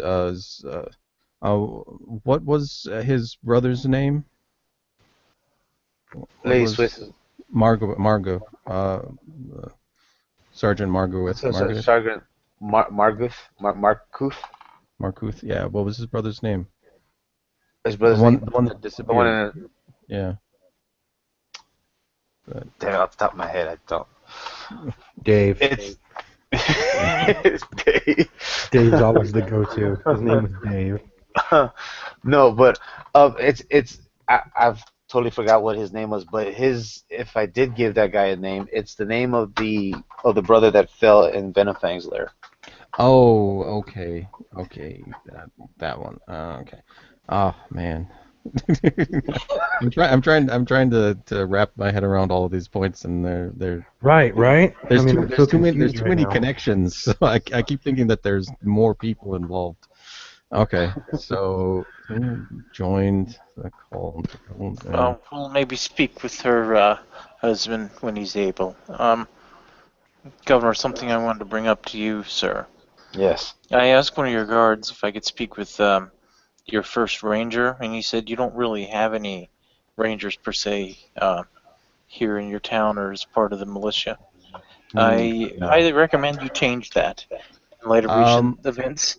Rindalthar, I have a suggestion for that. We currently have several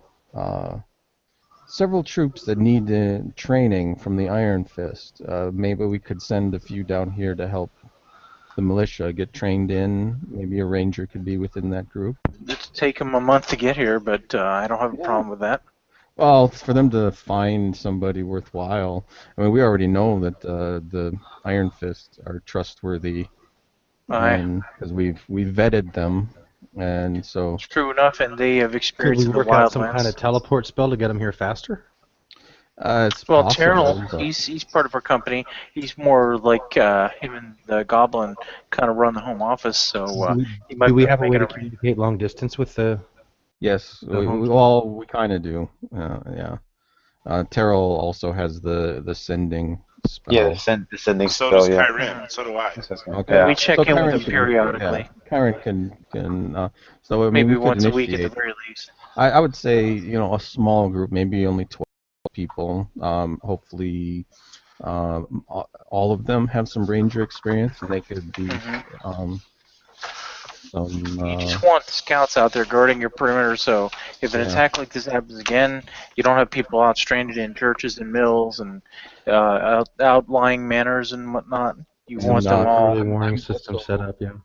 As I'm making this suggestion, I'm not saying it out loud, but I'm making a sign that Rindalthar understands that I want the Iron Fist's influence Presence. Yeah. to be extended. Well, and no, I'm picking up what you're putting down, and I run with that, saying this is a grand idea and a fine suggestion of how we could maybe help aid the town more. Yeah. Right. can- And Livernight, he totally is in agreement with you, and he's like, yes, look, we appreciate the aid. You've done so much. Um, he's ecstatic and Yeah, and all we would require for them is a place to stay.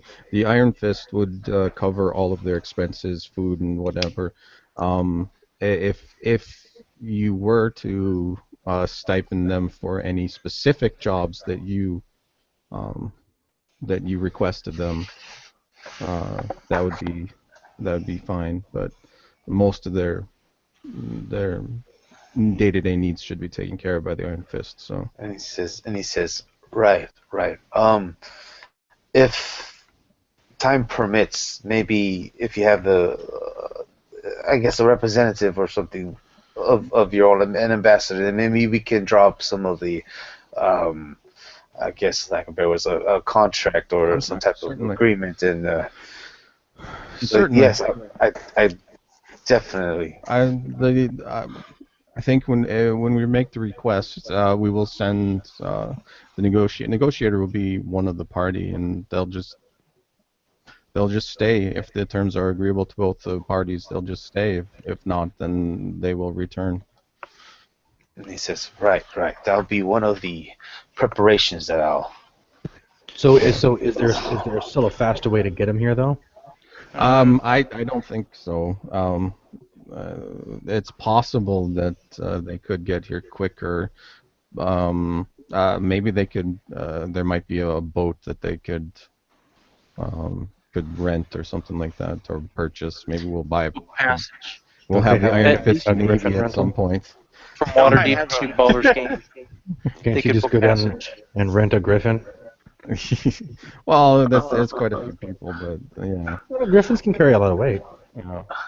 But yeah, as Rendell I was just said, thinking of a way to get him down here sooner. That way, the more that way. I mean, because we don't know when the next attack is coming, and well, as of right now, I'm thinking more long term because as of right now, I suspect that, and this is Andal speaking, I suspect that they have got what they came for. right. So they are.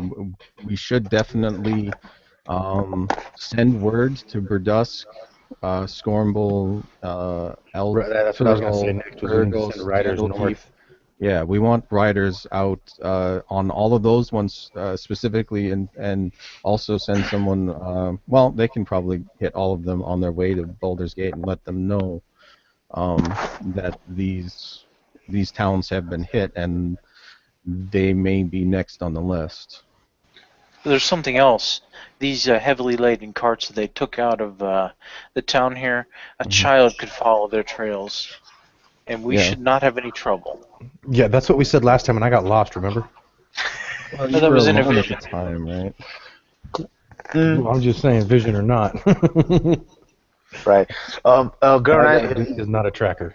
right. And Gurnite, he totally agrees with what you're saying about sending out riders and stuff like that. But he says that will be done, but as of the task that we are appointing you to do for us, if it's something that you will do for us, and again, we will compensate you 250 gold pieces apiece. But what I do ask is if we can find out where their camp is. You said that you have a lead that it might be south. Who their leaders are. I mean, what's motivating these attacks on our green fields and yes, of course, where they're gonna strike next.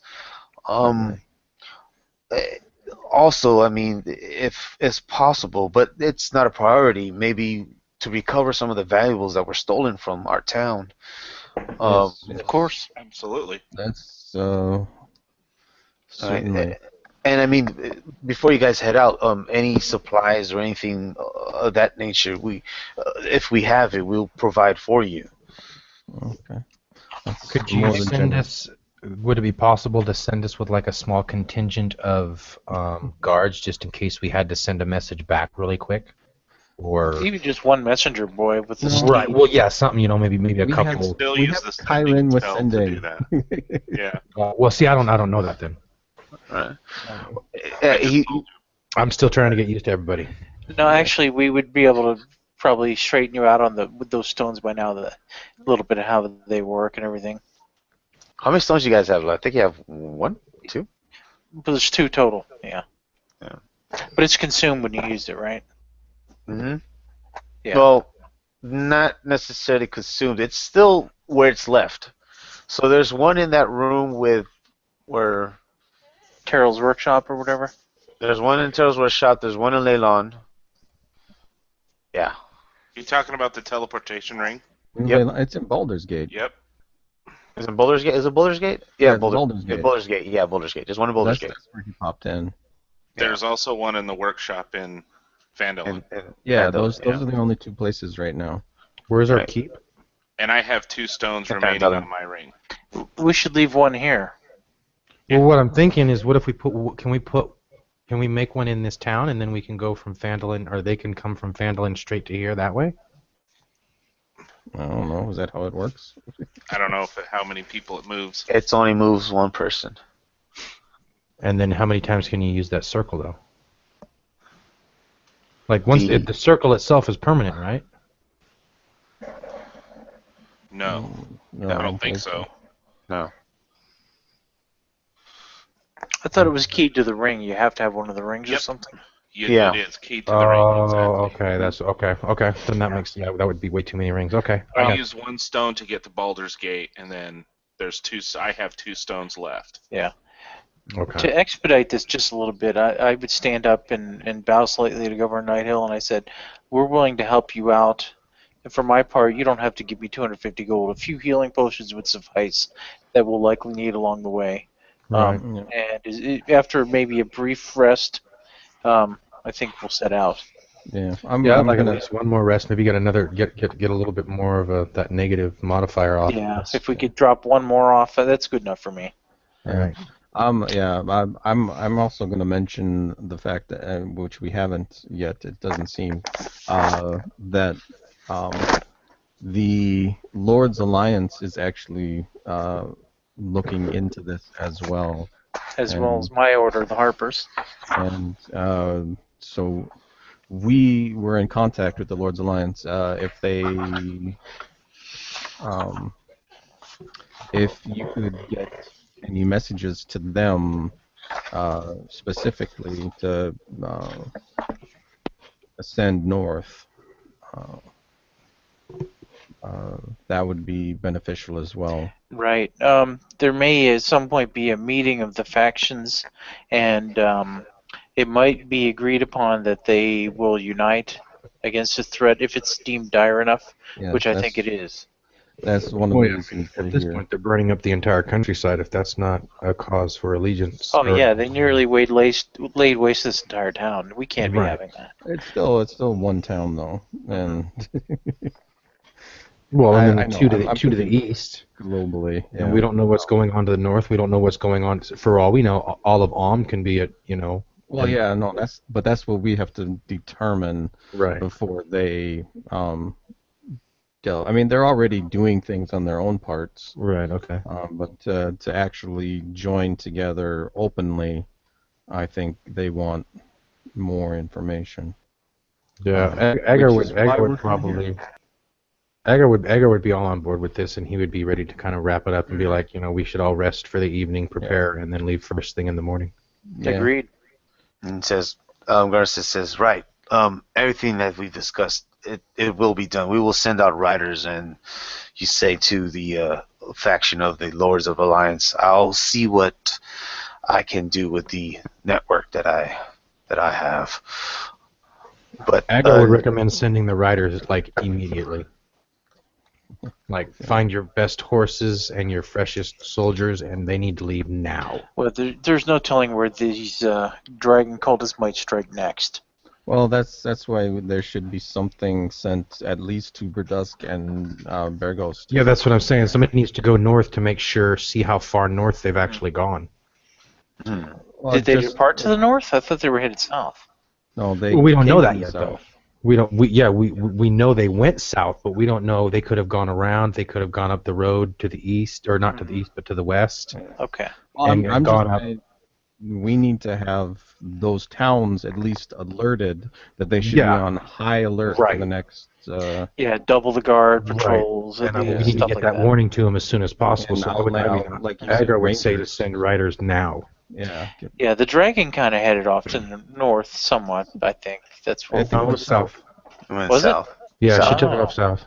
No, Alright. Frulan Mondoth took off north. Yeah. Well, she escaped to the Well, north. she was kind of going northeast. but running we from your don't know fireballs. once we lost track of her. Well, Yeah. she's lucky I didn't have my meteor swarm at the time. Oh, yeah. All right. So he says, okay, so it's agreed. We're losing our palette. Sorry, cleric. All right. So I mean, this would be the place I would say probably where we'll pick up, where you guys have all agreed with Governor in helping out Governor Nighthill and what he's tasking you guys to do. And then you guys wanted to take another. Well, we'll say you guys want to take another rest to go down to a -2 as opposed to a -3. Yeah. Right. So we'll say that you guys are probably going to be setting off in the morning, or did you want to set off? Or well, I mean, anyway, like 8 I would hours say from now. like first Like a light, dawn. if not just before first light. Before night. Okay. That would be Agar's suggestion. I mean, I'll go with Yeah, the that group on sounds that, good. but, I mean, that would be a good idea, I think. But as long as we're sending riders out to the north right now, and then I would actually, and then whichever one of you guys can communicate in Phandalin to the keep and get that going. I think we should do all that before we settle down for the night too. Yeah, that can be done in an instant. Right. Right. That's Phandalin. Yeah, Phandalin's way up there. Holy cow. Uh-huh. Yeah. It's a ways off. Yeah, that's No. gonna take them. I mean, shoot, it took us what? It took you a month by It boat, took a month. so by road it's probably double or I'd say at least the rest, 3. 3. Yeah. Governor Nihil says like the riders and stuff like that. I mean, given that the celebration is going on right now, he said at dawn's early light we'll send them. Basically, you guys will all go on your expeditions or whatnot at the same time at the first sign of light. So he's not sending anybody to Burdusk or Scornabel or El Terrell until the morning? Until the morning, or until when you guys are about to set out. Basically, you guys are going to probably go all at the same time. Yeah, Agar doesn't like that idea. Agar would like to try to persuade him actually to try and send them now. Yeah, charisma check. That should be. It would be actual persuasion. Persuasion, That'd be persuasion, yeah.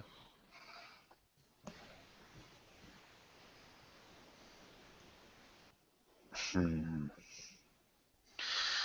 he's as you persuading him to go ahead and do this, and he leans over you and he thinks about it and says, you might be. It probably is a task that we must act with haste. And he leans over and he motions to one of the guards. And he says, 2 of your quickest riders, send them out to the closest cities or towns, actually. So you said sending them to Burdusk and Tyrol, or on the way to Scornable. I would say, I mean, Agar would convince him definitely Burdusk, and then relay the warning, and then once they're there, swap out fresh horses, fresh riders, whatever they need to do, and then make for Scornubel. Seems like the biggest city. Right, that's probably the city.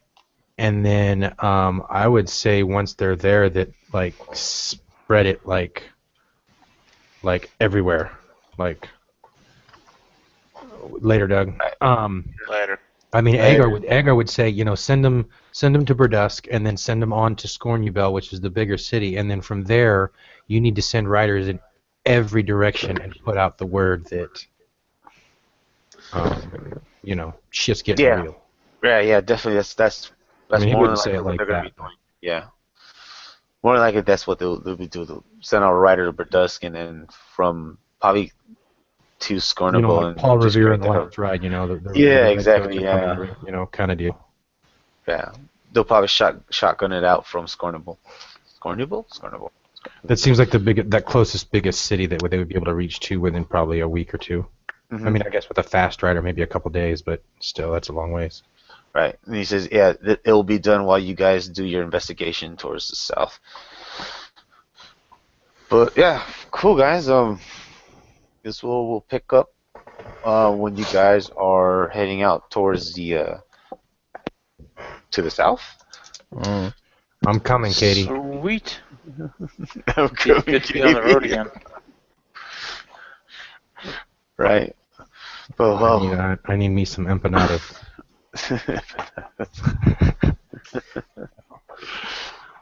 But yeah, but cool. Nobody makes Elven flatbread like Katie. Oh, really? Well, cool. Yeah, we'll pick up from there, and I forgot who mentioned about the sending the Rangers to. Andal mentioned Andal? it. Yeah, Andal and Riddlethor had the ideas to Yes, and then some Rangers down to train these guys. Well, to just Rangers perform services of would going yeah. around. Yeah. Right. No, because given that the Rangers of Iron Fist, you just gave me an idea that if we ever need to do a one shot, that could be something I can do if like people are missing. Okay. Do we have like a Master of Arms at the castle? Oh yeah. Sure. Keep? Wasn't it Endermas? Could we? We're gonna send the Rangers down, but could we send somebody else down to actually start training them to help better defend? Because honestly, if we wouldn't have showed up, I'm assuming that Greenest would have pretty much been wiped off the map. I'm trying to think. I thought Endermath was your quartermaster. Was he your quartermaster? Endermath. Well, quartermaster is different than a Master of Arms, isn't it? Oh, master. No, master. I mean, he was the Master of Arms, or. I don't know if we actually have a specific person. Yeah, I think your quartermaster would have been Linen Coster. Yeah. And then Endermath would have been the Master of Arms, or basically he would have been in charge of basically like kind of like Escobert's position in Green. Well, I think it might be a good idea to send somebody down to help them kind of look at their defenses and figure that out too. Well, here's the way that I am seeing this as it works out is 12 people are coming down. It's a small group, but they're mainly Rangers and outskirts fighters that would help create a boundary. Outside of the town itself, but they wouldn't be on shift all the time, so they have do an 8-hour patrol, come back in, rest. Maybe during the day they could, if it is asked for, the guards could be trained by them as well. Right. And actually, they could start training some of them as Rangers too. Taking them out and showing them how to scout, and see, and that's kind of like what I'm saying. I don't want to. I'm thinking more like. They're fairly decent. The fighters in Greenest are fairly decent. I mean, they're not veterans or anything like that because they don't. Well, they're not Company of the Iron Fist by any means. But. Well, technically, most of the Company of the Iron Fist isn't up to the founding members level either. So. Right. Oh sure. So what? Agar's bringing it. Agar's bringing the group down. Well. Thanks. I'm not. Andal is not as easily impressed as Rindlethar seems to be. So right. You're still on. What do you mean easily impressed? I thought. Dude, I almost died for everybody. Dang. How many fireballs I gotta throw, dude? I've only known you for about a month or so. I've known the rest of the guys now for like 5 years. Right. 5, 6 Well, years. and clarity, How long it's and been? clearly, I have different priorities that Yeah. aren't necessarily always in line with the Which group. is also why you are. This is getting into the metagame of it, but just so you know, if you ever try to sense motive or whatever, Andal, he thinks you're a little crazy.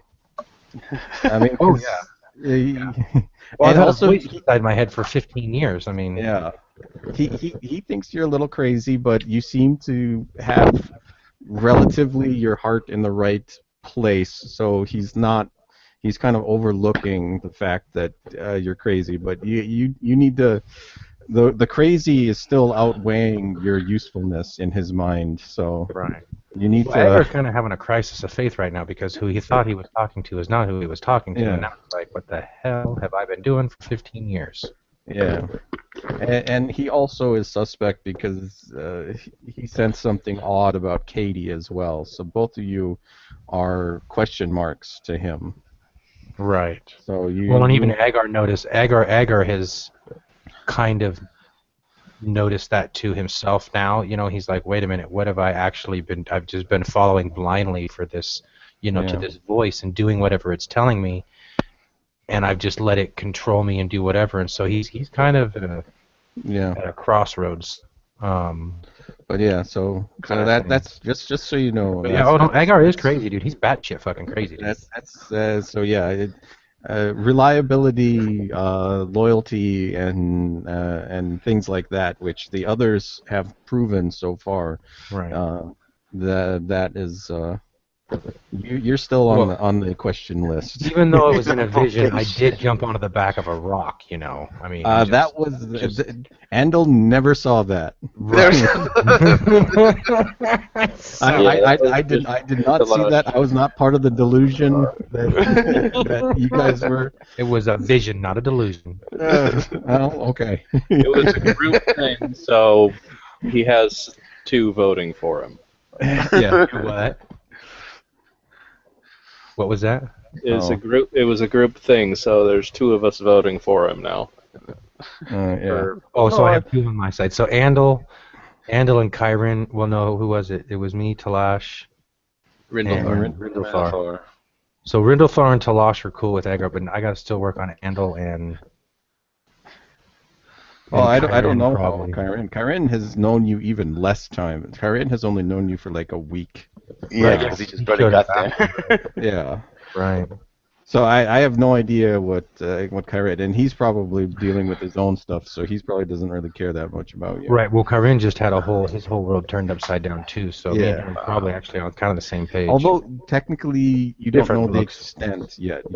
None of us know the extent of until he reveals it fully to us. Right. None of us really know the extent of what has happened to him. So, but yeah, it's just a crazy man who likes to burn things. Likes to throw fireballs. Oh, hey. Is You don't even know. Look at my new spell.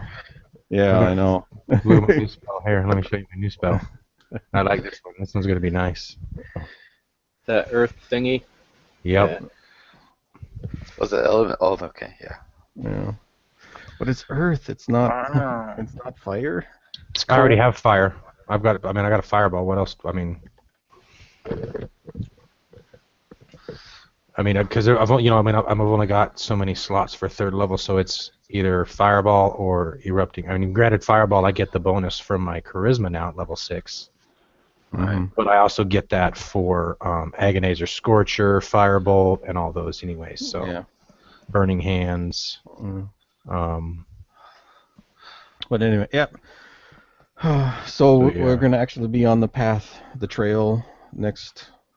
Yeah, next time. Yeah. Let's see what next will be. That's the 9th. No, that's the 18th, right? I think so.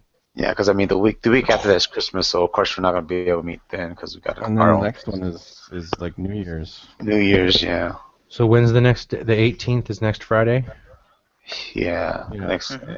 And then, so we're playing next Friday, or I believe Yeah. so. Yeah. and then Christmas Yeah. off. Yeah, I would think we need to play on the 18th because we're gonna be off for like another week. Yeah, or because something. it's going to be Christmas and New Year's kind of. Yeah. Well, Yeah. well, New Year's, and everybody does their New Year's Eve. I mean, crap. I wasn't able. I'll have my daughter on Christmas, so it definitely wouldn't be available then. Right. Oh, I totally forgot to ask Doug, but I'm not even sure myself because I probably won't be able to do it. I was thinking doing Monday because Monday I'm actually off, but that's my son's birthday. But playing into like later on in the night, maybe. But I don't even know if you guys can come on. What day? 14th, Monday. This coming Monday. Oh yeah, no, I'm free, dude. I sit in a room all day. I have nothing to do at this Oh, point. I don't know about the rest of the guys. No, I work. Yeah, exactly. Yeah. I'll Yeah, be so- at work, so I would be able to, but it's only good to do if we have the full group. Yeah, Right, exactly. Yeah. Yeah, if we don't have a full group, there's no point.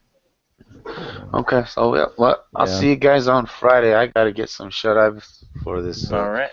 Have I fun, gotta man. do a lot of walking tomorrow. Shit. Mm-hmm. Oh, lose that chub, dude. Yeah. Alright. All right. I'll catch you guys on Friday. Sounds good, man. Yes. Take her easy. Yep. You know, We'll see you I later. have a question. If I shut down the hangout, that shuts down for all of you guys, or can you guys still stay on? I think You started it. When you shut it down, it shuts it down for everybody.